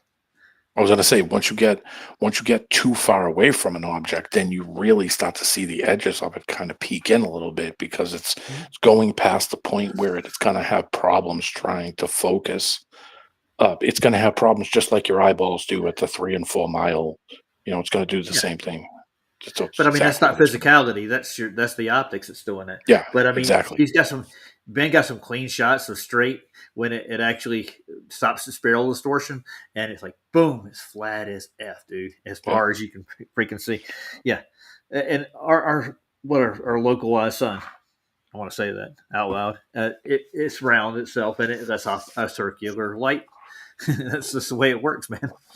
You only can see so far within that radius of the sun. That's why you get that effect. But they add a lot of stuff into it with optics, and then they flatten it out with refraction. That's how they get away with it. It's the same. It's the same idea with everything you see that's round. If you're looking at the moon, you're looking at a round object. Yeah. Does that mean Dave proved this years ago by putting those things on the wall? He said, okay, guess which one is round. Guess which one is a ball. And they were all the same. Yeah. And I mean, you see something round doesn't mean that it's, I could draw on it and make it look like it's on the outside surface is angled, but it's not. It's just you've just drawn it onto it. It's just it's goofy as hell. I remember hearing something about the Pepsi logo. You remember that? Yeah. If you're looking at the cast shadows from sphere to sphere, you would actually get a warped shadow eventually. It wouldn't do a straight curved line around it. It would actually bend in the middle eventually at the distances they're talking about. That's why Pepsi made that logo, I think. It's like a nod to the moon. The red and blue symbol's got some symbology too. Yeah. With half red, half blue. Mm-hmm. It's a party. I was going to look at a skate video. You up for it? Yeah, sure. I know you like it. This is a recent one. This is Danny Kerrigan. He found this do-it-yourself skate park that they built for the local kids in the neighborhood. I want to find out where this place is at. He doesn't say in the video that I can think of, but I know Juno wants to look at it. But I was going to just play it and end the show with that, just the entertainment value. Yeah, that's cool. Oh, I'm done. Yeah. Well, I agree with that, but I mean, there are so many things we don't know that we can't put our finger on. Yeah, we can only speculate on some of this stuff. The thing is that we need to go explore like they were doing back in the day, and it's like they want to rather get you caught up in entertainment, work, and everything else all your life, and then fade away into nothing. That's what it seems like to me. Yeah. That's the way I think democracy, or what they call it, is. Which there is, I've heard it's just another word for hypocrisy. So yeah, once that generation is gone, they could go and rewrite that shit all they want. Yeah, they can slip that stuff in slowly as time goes on and change the narrative of things. As they go, they've been caught doing it. Yeah. So I mean, when they get caught, what are they going to say? Well, I mean, who's going to say anything? How is anybody going to change it by talking about it? It's not going to change anything. They have the billions of dollars that they can pull their shit out of their ass every day of the week, and they can bullshit that story up a ton. They have people who are generationally going to go in there and make sure the story falls exactly the way they want it to fall. If that means, that's how those people operate. It's a long game. They're in for the long game, and most of the older families and the big families that run the world actually know how to play the long game quite well, don't they? Yeah, well, they created the game. There's an old song: "If you don't like the rules, don't play the game." I'm with you there. Waylon Jennings, great song. I like Waylon; he's pretty good. Yeah, Waylon Jennings. If you don't like the rules, don't play the game. Great song. Totally true. I mean, it talks about a woman, but it gives you an idea, of how that long game comes in. Are you saying they're treating the population like a bitch? Is that what you're trying to say? Sure. Well, they're the ones that created the system. They made it. They made it. They made the money. They control the money. They can shut it down, turn it on. They control who makes the money because those people can do that. They have the power to do it. I don't have the power to do it. Why do you think they built all these institutions and stuff over the years, just to calm the populace? Keep you from asking questions. Well, keep people and pop people who actually figured it out, because then suddenly people do really figure it out and it starts getting traction, and suddenly they fall out of a window. Like Macron's doctor. Yeah. Like Macron's doctor. Macron's wife's doctor suddenly just magically fell out of a window, just like that. Magically, yeah. It's just a coincidence, totally. Well, you've heard of Gary Webb, right? Remember him? Yeah. He was the guy that was in the rock and roll industry. No, wasn't it? Oh, well, were you talking about the Webb telescope? No, Gary Webb was a journalist who, back I think in the 80s, he called out the crack epidemic for. Yeah, and he ended up committing suicide by shooting himself twice in the head. Yeah. How do you do that? The first time didn't work. No. There was a rock and roll guy who exposed the rock and roll industry in the 70s, and said that they were all Satanist connected stuff, because of the how the industry worked, that if you didn't kiss the foot, you were going to be out of the industry. And the same thing happened with him. As soon as he started talking about it and mentioning all the names of the bands and the people and all of a sudden he just disappeared. No one's ever seen him again. Wow. Same thing with Jim Sullivan. Jim Sullivan was sick of it, and he got out of it, and he went over to Santa Rosa, New Mexico, and they said he just walked out in the desert and no one's ever seen him again. Man, that's bullshit. He said something or knew something and said, "Nah, I'm not going to do that. Screw you. I'll go somewhere else." And they popped him. Made him disappear. Today, I don't see that in the pop industry where anybody's like, "Oh, wait a minute, they're all basically in on it together, and they're fleecing you for everything you got, and all this is bogus entertainment." Nobody's pointing out the connections with Crowley and the rest of them and Tavistock. Oh, yeah. Nobody's pointing that out, and the people who are, you're conspiracy theorists. Yeah. Well, people in the early rock and roll era said that was devil worshiping music. Even in Elvis, even some people thought that Elvis was grotesque. That they would never listen to Elvis. You know, when you think about it, I mean, blues music was, the black. All the blues music came from black, from black, and everybody's seen Reefer Madness. The whole basis of that thing is black jazz musicians smoking reefer. You'll go insane. Well, they're still doing it, man. Black musicians are still smoking reefer. They're playing music. But I mean, that was what I had to do to try to get people to not listen to it and not pay attention to it because of the gyrating and and dancing and it was overtly sexual. All the churches were against it, and the government didn't like them either. Yeah, but the government was still putting money into it, I guarantee you. Of course. Well, they created their own. Yeah. They created their own to influence. They created their own music to influence people. Beatles, they were created.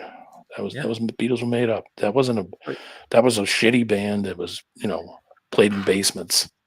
That was created. So it wasn't a lot of these other bands, with the imagery that they use on the record covers and the lyrics, the backwards music and all that stuff that they were doing. That was all. That wasn't just shit that people just thought up. that shit was used to influence them. Some kids killed themselves because of what was it? Black Sabbath. Heard on a record album. Yeah, Black Sabbath. I think two kids killed each other. They both killed each other. I don't know what the fuck that happened, but I think good question. Like I don't know if they at the same time, but I remember when that. I remember reading the thing about it. He was saying that the song actually made them want to kill themselves. Helter Skelter was the other one. Yeah, like Aleister Crowley, right? One of his proteges, you know who they are, right? Jack Parsons. Yeah. So, I mean, the whole damn thing was built on sex, magic, and the occult to start with. Huh. Yep. Sammy Davis. Sammy Davis, the actor and dancer and comedian. Yeah, he was a fucking. He wore a Star of David, and he was a fucking occultist. Yeah. At the same time. They're hiding the truth. Yeah. That's all it is. So, all right, so I'm going to jump into this a little bit. You ready? All right, man. You know Danny Corrigan is, right? Yeah, I've heard the name. Yeah, he's a Powell boy now. He goes around scouting for him, getting new skaters and stuff.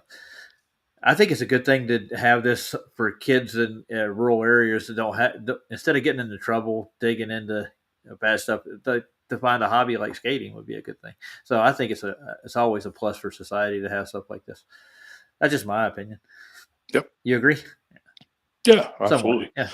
It's physical. You're out moving. You're outside. You're not overthinking everything, dwelling on the bad crap you heard on the TV or whatnot. The only problem with some of that shit is that they get influenced by bad influences, and then they pick up bad habits. It's the only thing. Become drinkers, or they become, Yeah, well, that's where parenting comes in. I think if you, like my kids, I told them right from wrong, what not to do. I've seen it throughout my life. I've seen people in my family go down these roads, and I steered away from them. Just let me ask you something. Who do you think who is the first person you think, if you think skating, who's the first person you think of that is the most popular, has made the most amount of money out of it, and lives the cleanest you could possibly imagine? I say Tony Hawk. Yeah, well, I would go with the same. He's the most popular, and I don't think he's trying to get a bad boy reputation by, putting out the shoes and stuff. You heard about that. Yeah. Good God. Yeah. Yeah, but Tony Hawk, that would be your first to go to, and everybody knows who he is. You mentioned his name, and he actually went to Washington. Yeah. Video games. He made so much money from the video games, he never had to do anything ever again. Yeah. The one video game that was skate when there was a Skater died, and then there was 720. There were only two video games that they put out when I was a kid. They were you remember 720, right? I think it was sponsored by Vans. It was a fun little game. Yeah. It wasn't as intricate as the skate games are now, and how. Yeah, I played Tony Hawk on PlayStation, on early PlayStation. Yeah, my girls did too. They went out and got that game, but PlayStation 2, PlayStation 1 had Tony Hawk, and they got all this Tony Hawk skating games. I played a couple of them. It's fun. Yeah, they're fun. They're fun to mess around with. Yeah. Put some tunes on and cob around. Yeah. It's better than going into back alleys. Anyways. Yeah, hey, you're not killing anybody. You're playing Tony Hawk. Good hand-eye coordination. It's good for your hand-eye coordination. My body is a mess. But you know what? I had to take a test 10 years ago Well, 15 years ago. Oh yeah, the hand-eye coordination test. He was like, "Man, your hand-eye coordination is ridiculous. It's teenage level." And I said, "Well," he's like, "What do you do? What do you do for hobbies?" I said, "Well, I play video games." He goes, that's why." You're a gamer. Yeah. He said, that's why. I said, yeah. I said, can't run, can't climb a tree. It can't work too long. I said, but my hand-eye coordination's sharp as a tack. I'm still mobile enough to move around, so I'm still working. I'm still working. I'm just not working as much as I used to because I have back problems. I've had knee surgery. I've had a shoulder surgery. I have tendonitis right now. I have tendonitis in my elbow. I guarantee you develop most of those from working. Yeah. And my elbow right now, I can't straighten it out at all. If I try to straighten it out, last night I must have rolled over. and rolled over on it. And man, that thing zinged me. I mean, it zinged me awake, meaning like, oh Jesus. And it was because I rolled over on my arm, and it can't straighten out. It's because I need that tendon surgery. I just haven't. I'm nervous about getting it. Yeah. But I had the same shoulder on the. I had the same shoulder on the same arm operated. Hold on, I got Luca in the back. He wants to come on. The last time he came in here, he wanted to argue about Neptune and a whole bunch of other things. He left. He did. Okay. You don't want to come in and have another argument with me, man? He wanted to talk about gravity, Cavendish, and how we're just looking for a mechanism. And they've been looking for a mechanism. I said, when did Newton's come up with the theory? Was 200 years ago, almost now. So, and they haven't figured out what the mechanism of gravity is. I'd give up on it. You know what I'm saying? Yeah, it's density and temperature. Yeah, just go with it, man. That's simple. We live in an electrical field. That's all you need to know. Yeah. All right. Let's play this video right quick. It's only 15 minutes or so. This is a cool looking park. You'll like this video. All right. Show me. You drop it on the roll-in because that's what you do. There you go. Shoo! That Matthew kid there, he's good. That's Matthew there. Man's crazy. What I like about it is that you get to see all their busts. They're not edited. Yeah, they're not making it look perfect all the time. Nope. That's how pros are made, though. You got to learn somehow.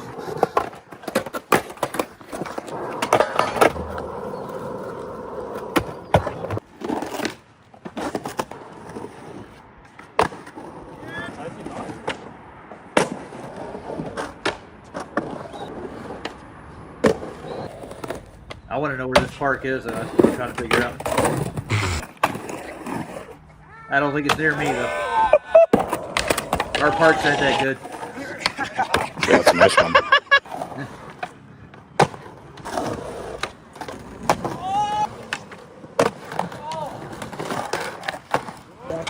This land used to be owned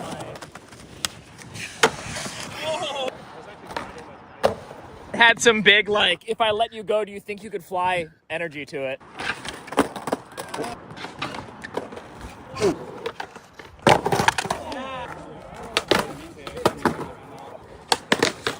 Oh!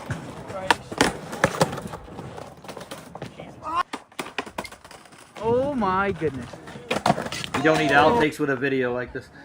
Nope. It's smoked. Oh. This is where a lot of my injuries came from.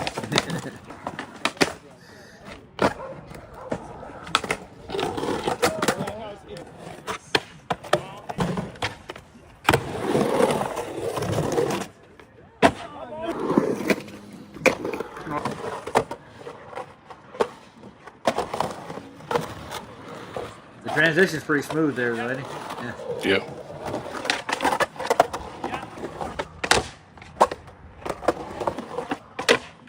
The kids are getting better and better, man. They're better than we were. It's good to see a sport progress. I hate this. DeVille's board. That shit is fire. That's the best graphic pals I've ever made.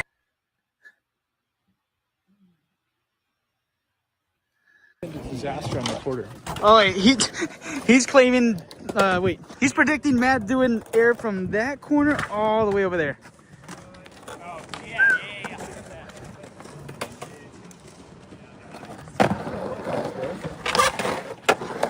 Yeah, the name says it all.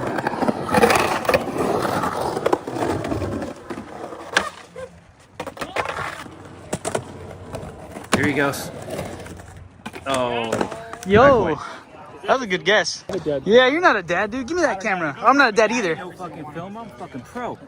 What the? Look at this guy. Look at this guy. Look at this guy. Look at this guy. Look at that. One-handed. Take you out. Wow. You got close. I don't know why that is coming back over here, but damn.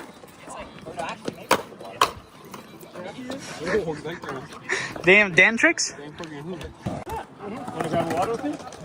Can you chill for a second? I gotta set up my picture. Purple rain.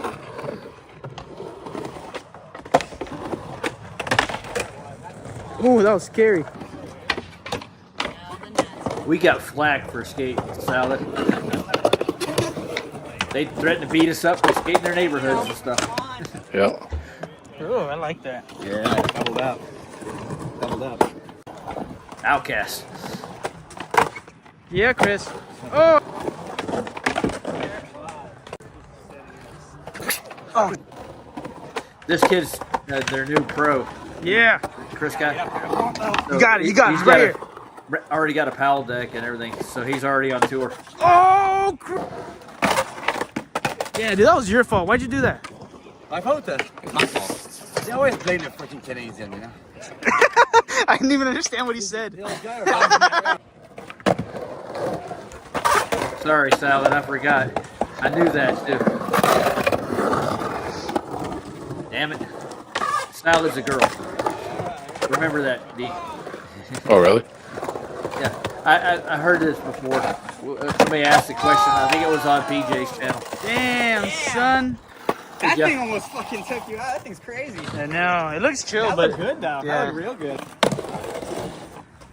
Oh! That wasn't made for that. But he's going to do it anyways. Jesus.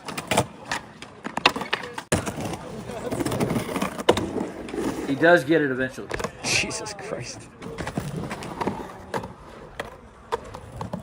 Oh my God. Oh, yeah, he did. He told mine. I know. Oh, there it is. There it is. Yeah. You ever try anything like this, D, at all? I know you're. Nah, I'd break my ankle. That's an ankle breaker for me. I hear you. Dude, that's so sick. Very Tustin skate park core.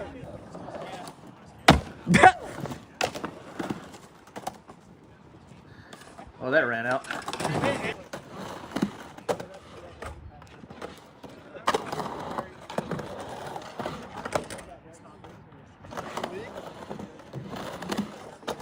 I remember though, they made this a crime when I was growing up. I like that more. What the?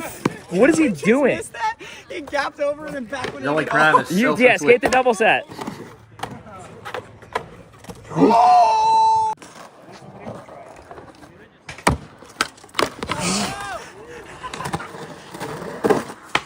Wow.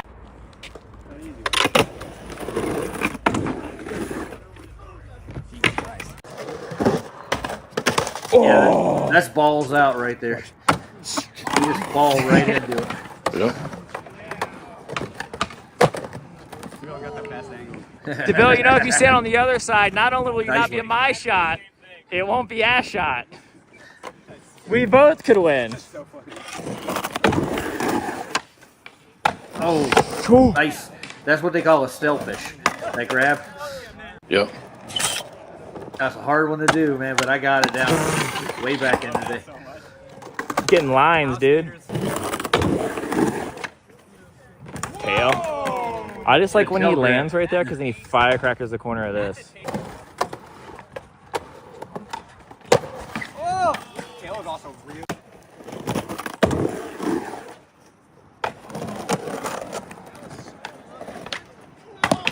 You see 3, literally. You see his volley though? Oh yeah, Peter Blunt. He actually gets this eventually, and it is so he's so in. It's just perfect. Oh my god.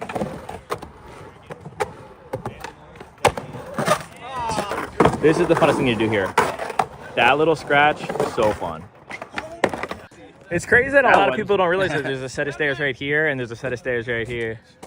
There's a set of stairs wherever I skated. Someone tell him he's doing it wrong.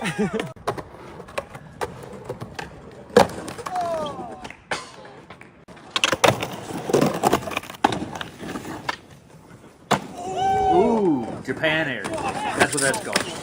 Oh my gosh, you alright? Ooh, Chris. Here he comes. I think he might get it this time. No. Ah.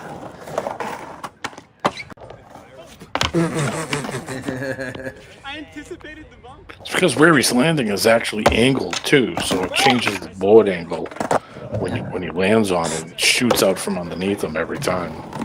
He gets momentum from that curve, that little hill there. Yeah. The transition. Yeah. Yeah, you can see how it's kind of pushed Top down. shove it above coping. Yeah. It's high on the backside, it's low on the front, so the board wants to just spit out from underneath you. Yeah. There he goes. He got it. There you go, you got it.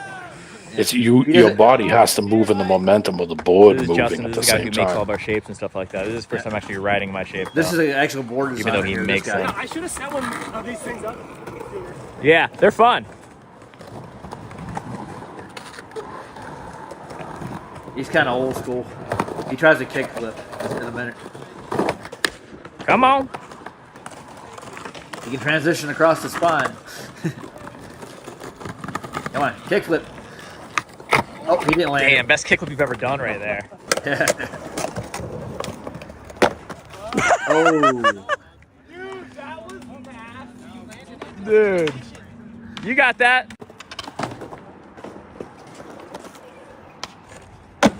He just did it right there. Fuck. Okay. How does John sit down the entire day, not do a damn thing, and then does the coolest trick of the entire day last second? You're such a closer, dude. Yeah. Oh, so sick. Of course, he doesn't do it again. Yeah. Can you imagine spending thousands of dollars, thousands of hours of labor going into building this pool, and he's just skating over everything? Just skating literally from what was already here to what was already there. Yeah, we don't touch it any of this. Yeah. You're good, you're good. Salad saying she'd take a skater over a buff gym guy any day. Oh man, I feel much better and I feel more manly. Yeah, I had friends that was skate that did the skate thing. I was more of like a BMX kid, like BMX, but like city BMX because we didn't have dirt.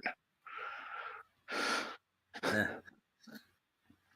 So I had street tires on my bike. We just ride around when the power would go out in the city and everything would be black. All the kids would get out and we'd ride all the streets because all the lights were out. It was wild. Yeah, I'm actually going to hop over to a skate park tomorrow. Just to, I got 2 of them here. They're small, but I just want to, see what's out there. There's a couple of parks I haven't been to. Thinking about going to one down. It's like 5 miles from me. Yeah, I think it's worth it, but yeah. Go ahead. Do some filming. Yeah, why not? What was it? By the way, I did work out too. I had a weeder set, a gym set, and I got my upper body in really good shape. I didn't have to worry about the lower part. Yeah, I wasn't lazy with it, so I'm well rounded. Let's put it that way. I had a weeder set back in the 90s, early 90s.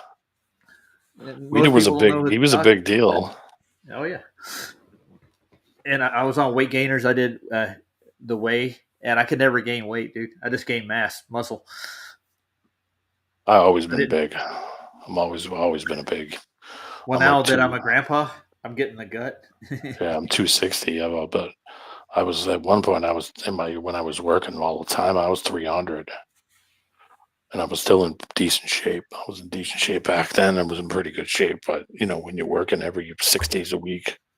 Yeah, you don't have time to worry about your diet, dude. Yeah, you don't have time to worry about it. Yeah. You live hard and work hard. That's what happens. That's why I'm, I bet on the first 35 years, and then I said, okay, after 35, I'm not going to care anyway. So that's how I did it. Well, I'm eating the baby food that the kids are eating, whatever mom and dad brings, and so I'm just constantly snacking with them when I'm over watching them and stuff. So it's don't really care anymore, Yeah. I lost some weight. I was like 320, I think. How tall are you, D? If I don't mind asking. I'm almost 6'2". I'm like 6'1 3/4", something like that. Nice. I'm a little shorter than I used to be, actually. And I think it's just because of my back problems, because I have compressed, the vertebrae are compressed. I got the lower 4 are herniated, what they told me. And they said the only way to fix this problem is if they cut into the cartilage in between the discs and they replace it with this crap. Yeah, it's like a pad. No. It's almost like a synthetic piece that they put in between to spread them back out again. Yeah, I had a friend who actually got that done in like 6 different locations. And Barbara, she's one of our mods in the channels here. She's got it, had that all the way up through her spine almost. So she's got they had to replace it with pins almost. So that she's she can't move her back hardly at all. Can't flex. Nope. Yeah, I got some compression. I had a couple car accidents. I got one up high that's compressed, but it isn't herniated. That's up between my shoulders, and that's rare, and that's from a car accident of the forward movement. And I slipped the disc slipped out, and then it slipped in, because it can bulge out the side. And it just corrected itself, but then it compressed, so it just pushed down. They said up high, there's almost no, there's almost no fix for it. They can just fuse it. So, but I was saying earlier with the tendonitis, I had shoulder surgery. I don't know, the late 90s. They had to go up through my armpit and clean all the crap out. And that wasn't fun. That's just, that had to suck. Yeah, think about it. Not fun. Yeah. I basically spent a couple of months with my arm pinned to my rib cage, and not fun. Oh man, that's a lot of pain meds, right? Back then, yes. What the doctors were giving me, they're just tossing raw Vicodin at me and such for the most part. And man, that stuff. Flexerol was dangerous back in the day, and that stuff you could easily get addicted to that stuff. And I could see why, because it made you, it just took pain away. It just didn't give any pain. It made you more flexible. I think Vicodin had the same idea, man. I pretty much, I was doing 4 pills a day, especially when I got my back got thrown out to start with. Just pop, pop, pop, pop. And it was like nothing, dude. But I was a different person almost. It seemed like it changed your personality and everything else too. That stuff has some weird side effects, dude. But it gets rid of the pain. Yep. You can't do that stuff for long term though, because a bunch of my friends drank and did those recreationally. Yeah, and they're not around anymore.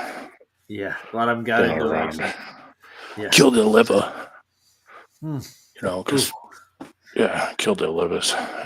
Taking that kind of pain meds and drinking at the same time. Yeah, it's bad news.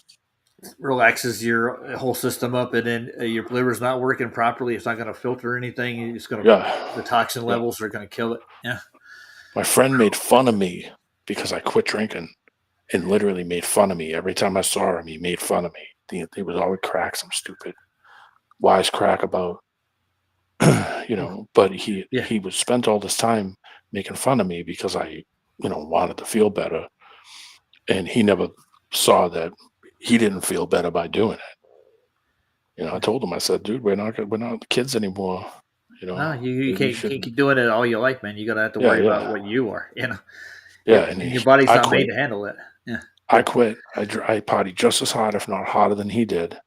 We both come from same kind of lineage, same background, same town, no difference. And it didn't take 10 years. By the time I was 45, he was already gone. So it only took 10 years from that point for him to screw his liver. And when you're drinking and taking pills every day for 20 years, that's what happens. You can't do that stuff long term. It's going to bite you. I think you lose judgment when you get that high all the time too. You're just not. You'll do anything. Well, your tolerance goes up too, so you take more and you drink more, and that's what happens. Yeah, so you should. That's why doctors give you prescriptions. But I mean, a lot of doctors will give you prescriptions just because they can do it. Yeah. Hold on a second. Hold on. All right. Luca, if you're still out there listening, if you got an idea for me to go to Antarctica, the only idea of me going down to Antarctica is to see if there's a 24-hour sun during the solstice, dude. That's the whole point. Nothing else. I'm just going to show that TFE was not honest. He put that in private chat. He's like, I got an idea for your Antarctic trip. I've heard tons of them, man. Yippee. This is going to be the last thing I do. Like my hurrah, if I go down there and do this, I'm not going to go out and look for it anymore. But it'll open people up to go do it on their own, come to their own conclusions. Just don't take what you're given from the mainstream media. Crap.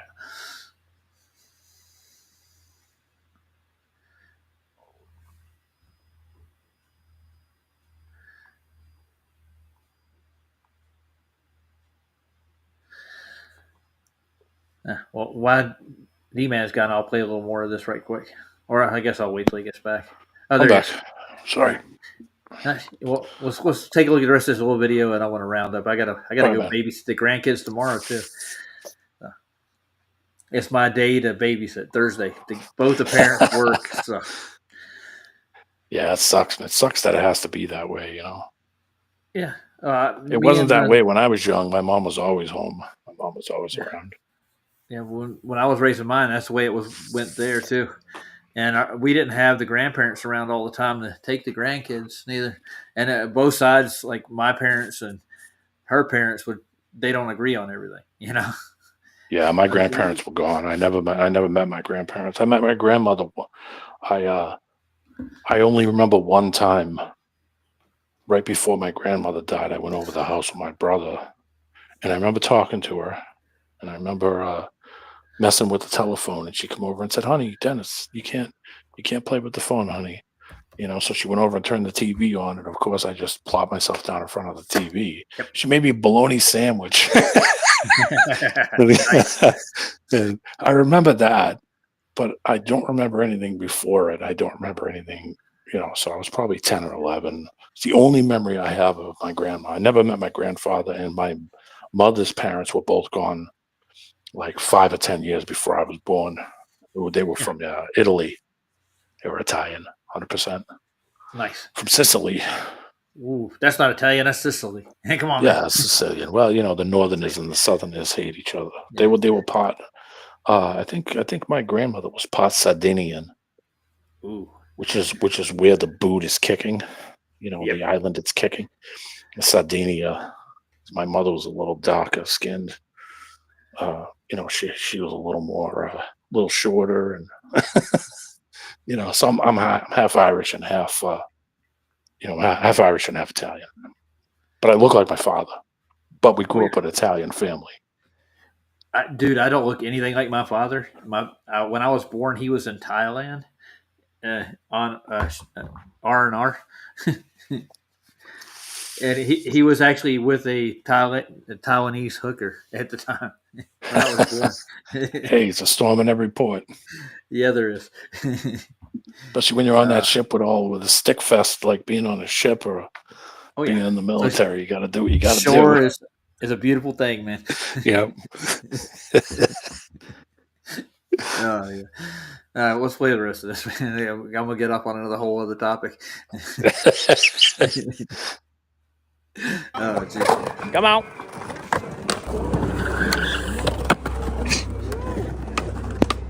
Come on, dude. Yeah, he's been hurt for a while. He, like I said earlier, or maybe not in today's video, in yesterday's video, slammed on an ollie. Very, very large ollie. You see that sun? That don't look nothing like an Antarctic sun. Really. Oh my God.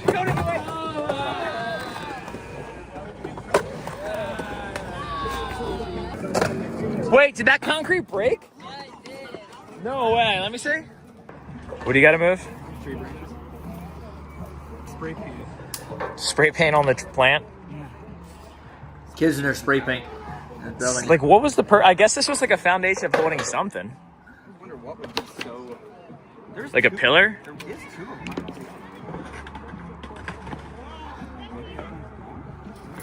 At one point, He's thinking there's polar bears in Antarctica. Yeah, it's clicky. Forgot about the clicky. And not as far as I know. I ask questions if there's actually a Antarctica. How scary this thing is. Nice little bowl there, though.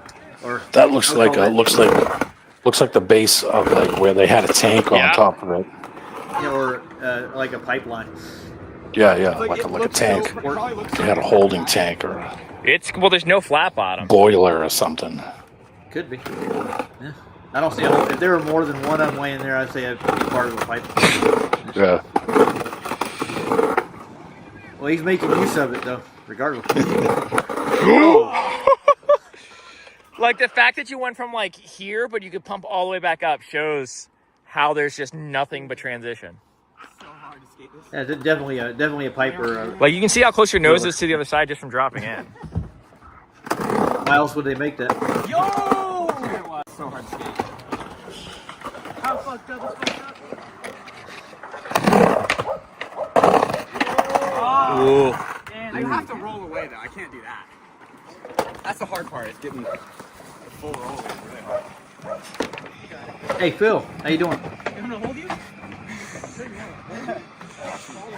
He's saying it's a sewer clay coupling port. That's what Phil's saying. Could be. Yeah, maybe. Do a flip. I feel like you could bean plant and then jump all the way backwards back to this one. If I wasn't so tired, I might try. That would be so sick. Oh yeah, he did blunt half cab on it. Oh. Maniac. For a fingerboard. I don't think he put a fingerboard. What I like about it is it's natural. Like this isn't part of the DIY. This is just here. No, that's an actual like clip, I think. I gotta look at this. I gotta start with my wheels not fully touching because of this thing. But I want to go to the side because it won't flip that way. So.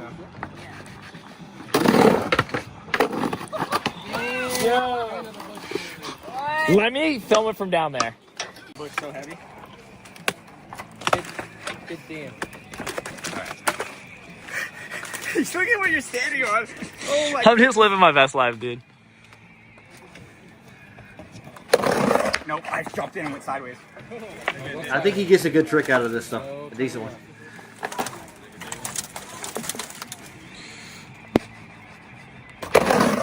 Nope, a little bit more, a little bit more. I got it right here. I just want to make sure the one I do is the right one, yeah.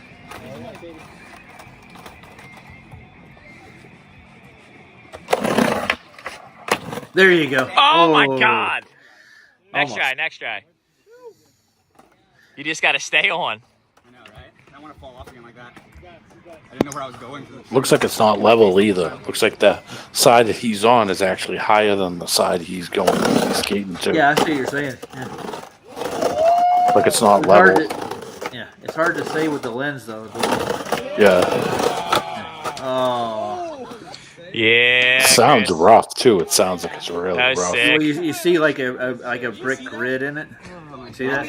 Like the ashes. Yeah, that's what he's hitting. Oh, here we go. Careful. Be low, be low, be low. Yeah. I do my special tricks. He's got special tricks. Oh yeah. That's not that special. Like ollie to disaster. If you do that and then blunt flip, that's a cool clip, dude. Look at this ground. Oh my god. You almost made it out. Because of that. So hard to take that thing. I wanna. Oh yeah. Like ollie to disaster. Go on the plant. He actually does do it, I think. Yeah, he does. Oh, this guy's crazy. Alright. Hold, literally don't go. Hold on. Okay. Okay. What are you trying to do? Boneless in? Oh, yeah. I don't know. There's nowhere to go. There's nowhere to go. Don't try that. No, you gotta launch off the flat. That's where you go. Okay, that's like a death ramp right there. Hold on. Yeah, where would you go? There's nowhere to go. Don't do that. Death ramp. He's ready. Well, you could have landed in the middle of that hotel. What's John gonna do? Skate it like a set of stairs? Get out of here, John. I think he does do it though. I think the Chris kid does it though. He did it in. Whoa.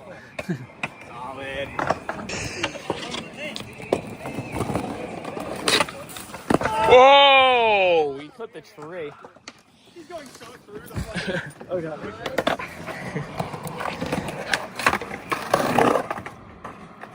There he goes. He made it through. Seems to be a launch out of it though. That's what I want to see. I gotta get that little ramp.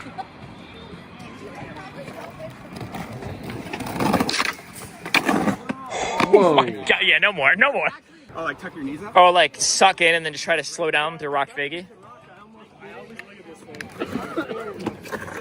Maybe, I don't know, might be fine.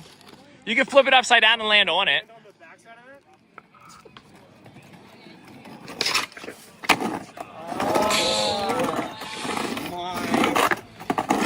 Come on. He's out of juice.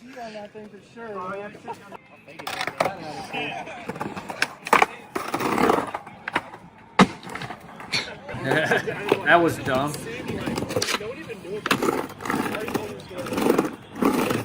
Come on. This is pretty worthless actually after this much.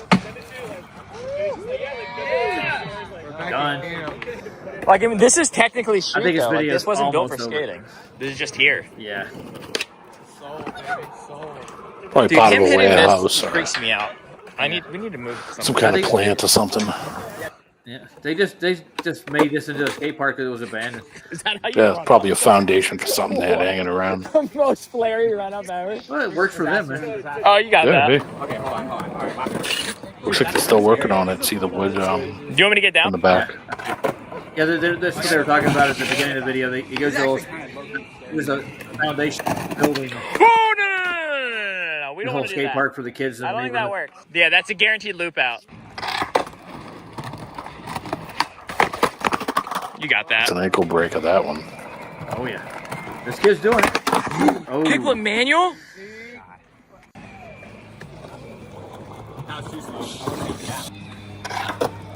Let's see. Let's do it. Come on. Oh. There you go.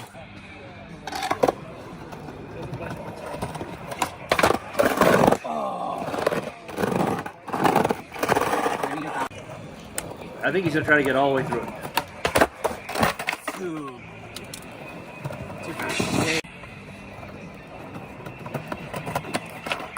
I heard it. This ground is so gnarly before.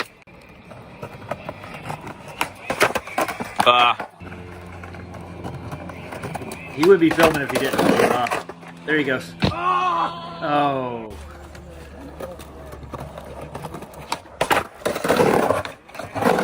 Yeah, he did it. Bingo. Nice. Yeah. That was a decent little run there Dude, for this such a quarter little pipe bitty test is thing. going crazy. Yep. Matt always has energy. Oh, there's more. Oh my god. Well, at least he knows where to slide on his ass. Come on. Nice. Oh. Dude, that rock was not. He did it almost there. Oh.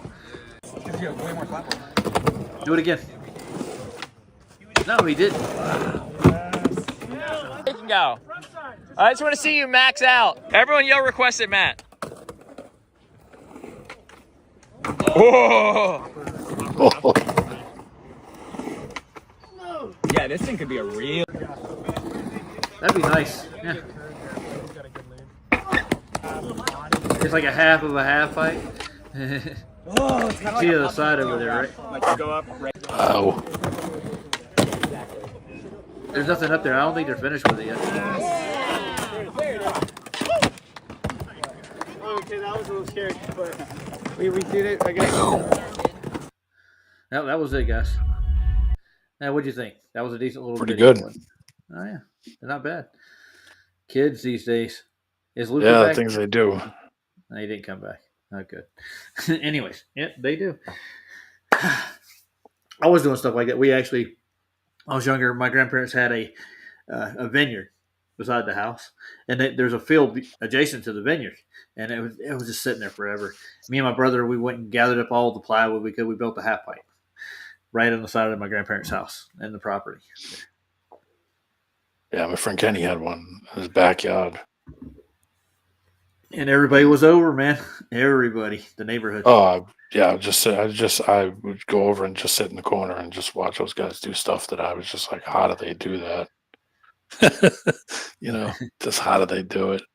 But I mean, when you either got it, some people are talented enough to get things by repetition. Some people just naturally can just jump right into things and just get it immediately. And some people try and try and try and they just don't get it.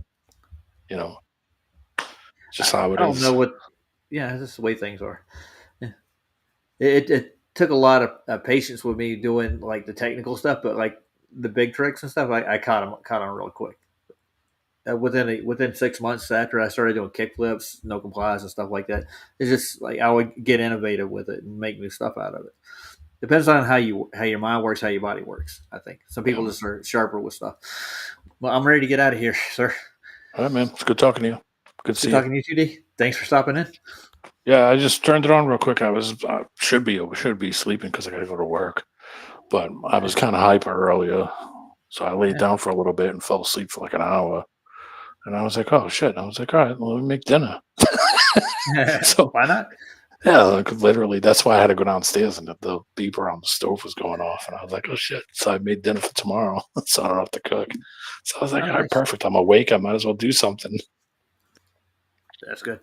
So the next one I'm going to do, I'm going to actually get Gleason's book and the map, and I'm going to look through it. He actually has a lot of explanations for what the observations they see down in that area of the world, you might say. Yeah. When are you going to do the next one? It won't be tomorrow. It'll be the day after. I gotta work tomorrow, and I would not work. I gotta watch the grandkids and stuff. Yeah. So Friday. Yeah, Friday night after. I got to work that morning, but I got to babysit tomorrow, and then I got to work the next morning. So. All right, man. They're a handful now. The grandkids, since the youngest, she's up walking around, dude. She's strong as a. How old? She's almost a year and 7 months. Terrible twos are coming. Oh yeah, but she's already into everything already. She's already. Terrible twos are coming. Yeah, but she's sharper than I think. Like when it comes to like moving things around, doing things, than my grandson. But he's more of a thinker. You can tell he'll look at something when he was younger, when he was her age, and he think, "Oh, I'm not going to do that." She'll just do it. Yeah. Some kids are like that. Some kids are all different. Some of them will just do the insane stuff. Some of them will be like, "Nah, I don't think I'll do that." Just watch the other one do it. Just stand there and watch him do it. All right. Well, night, D-Man. Night, everybody. I'm going to play this song out. Talk to you later. All right. Later. And we're going to have to come to the grips with the fact told us exactly what they were going to do. They wrote a document called the Project for a New American Center. Don't ever say I didn't warn you. That's about all one can do. Anything these creatures tell me, the opposite is probably true. Every day their grip is getting stronger. We must not prune the tree of evil any longer. Every day the tyrant's getting closer. Will you sit back and watch or do what you're supposed to? What can I get with 2.3 trillion? When does a citizen become a civilian? When did the heroes morph into the villains? How can 2 planes powderize 3 buildings? These are questions that could get you murked, politically, socially, physically, put into the dirt. Many swear that there's some kind of conflict of interest within. The conflict depends upon what you're interested in. You can chant 9/11 was an inside job all day until you say the Mossad and pay closer attention to Flight 175 and the odd cylindrical pod beneath the fuselage. Then it's 2 + 2 level addition after you factor in the flight termination systems. Then flash back to the cash the good rabbi stole, September 10th style, right down the rabbit hole. What can I get with 2.3 trillion? You can get unlimited corporate news. What can I get with 2.3 trillion? You can have any mercenaries you choose.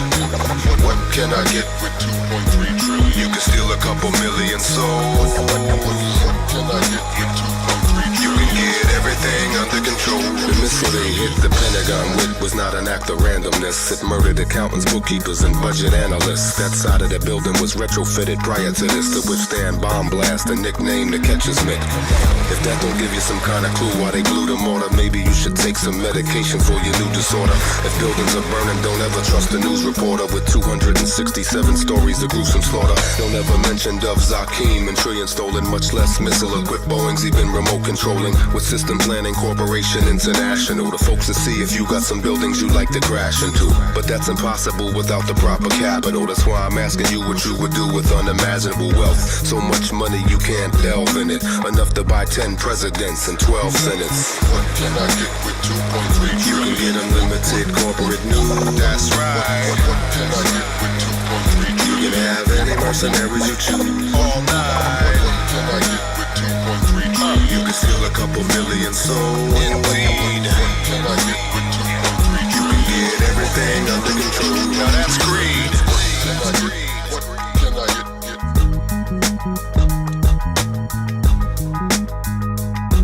can I get with 2.3 trillion? What can I get? What can I get with 2.3 trillion? What can I get with 2.3 trillion? What can I get? You know, it took me about a year to start hating the 9/11 victims' families. It took me about a year. And I had such compassion for them, and I really, I wanted to help them. That's about a millionth of what you can get with 2.3 trillion. Some clown named Glenn Beck fucking with a Pentagon talking point of how he hates the 9/11 victims' families. But that didn't roll over too well, did it, Glenn? They're well aware they can no longer create a consensus as effectively as they used to.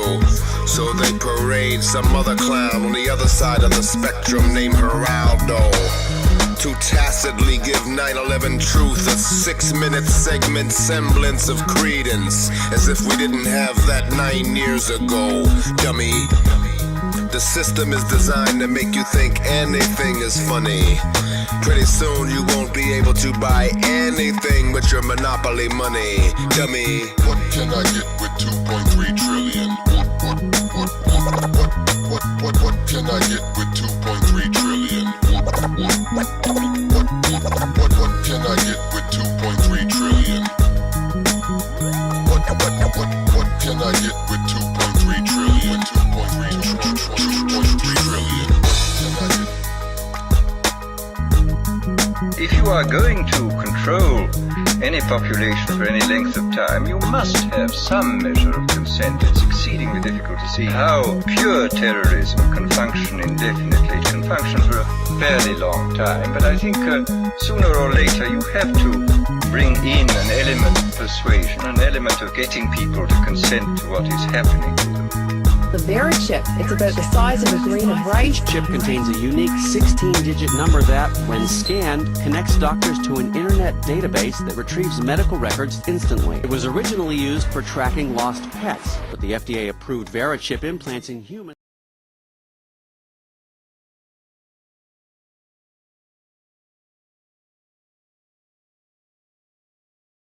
Night, everyone. I'm going to put together a thing on the tropics for like a whole presentation from what I found. Next stream. Good night, guys.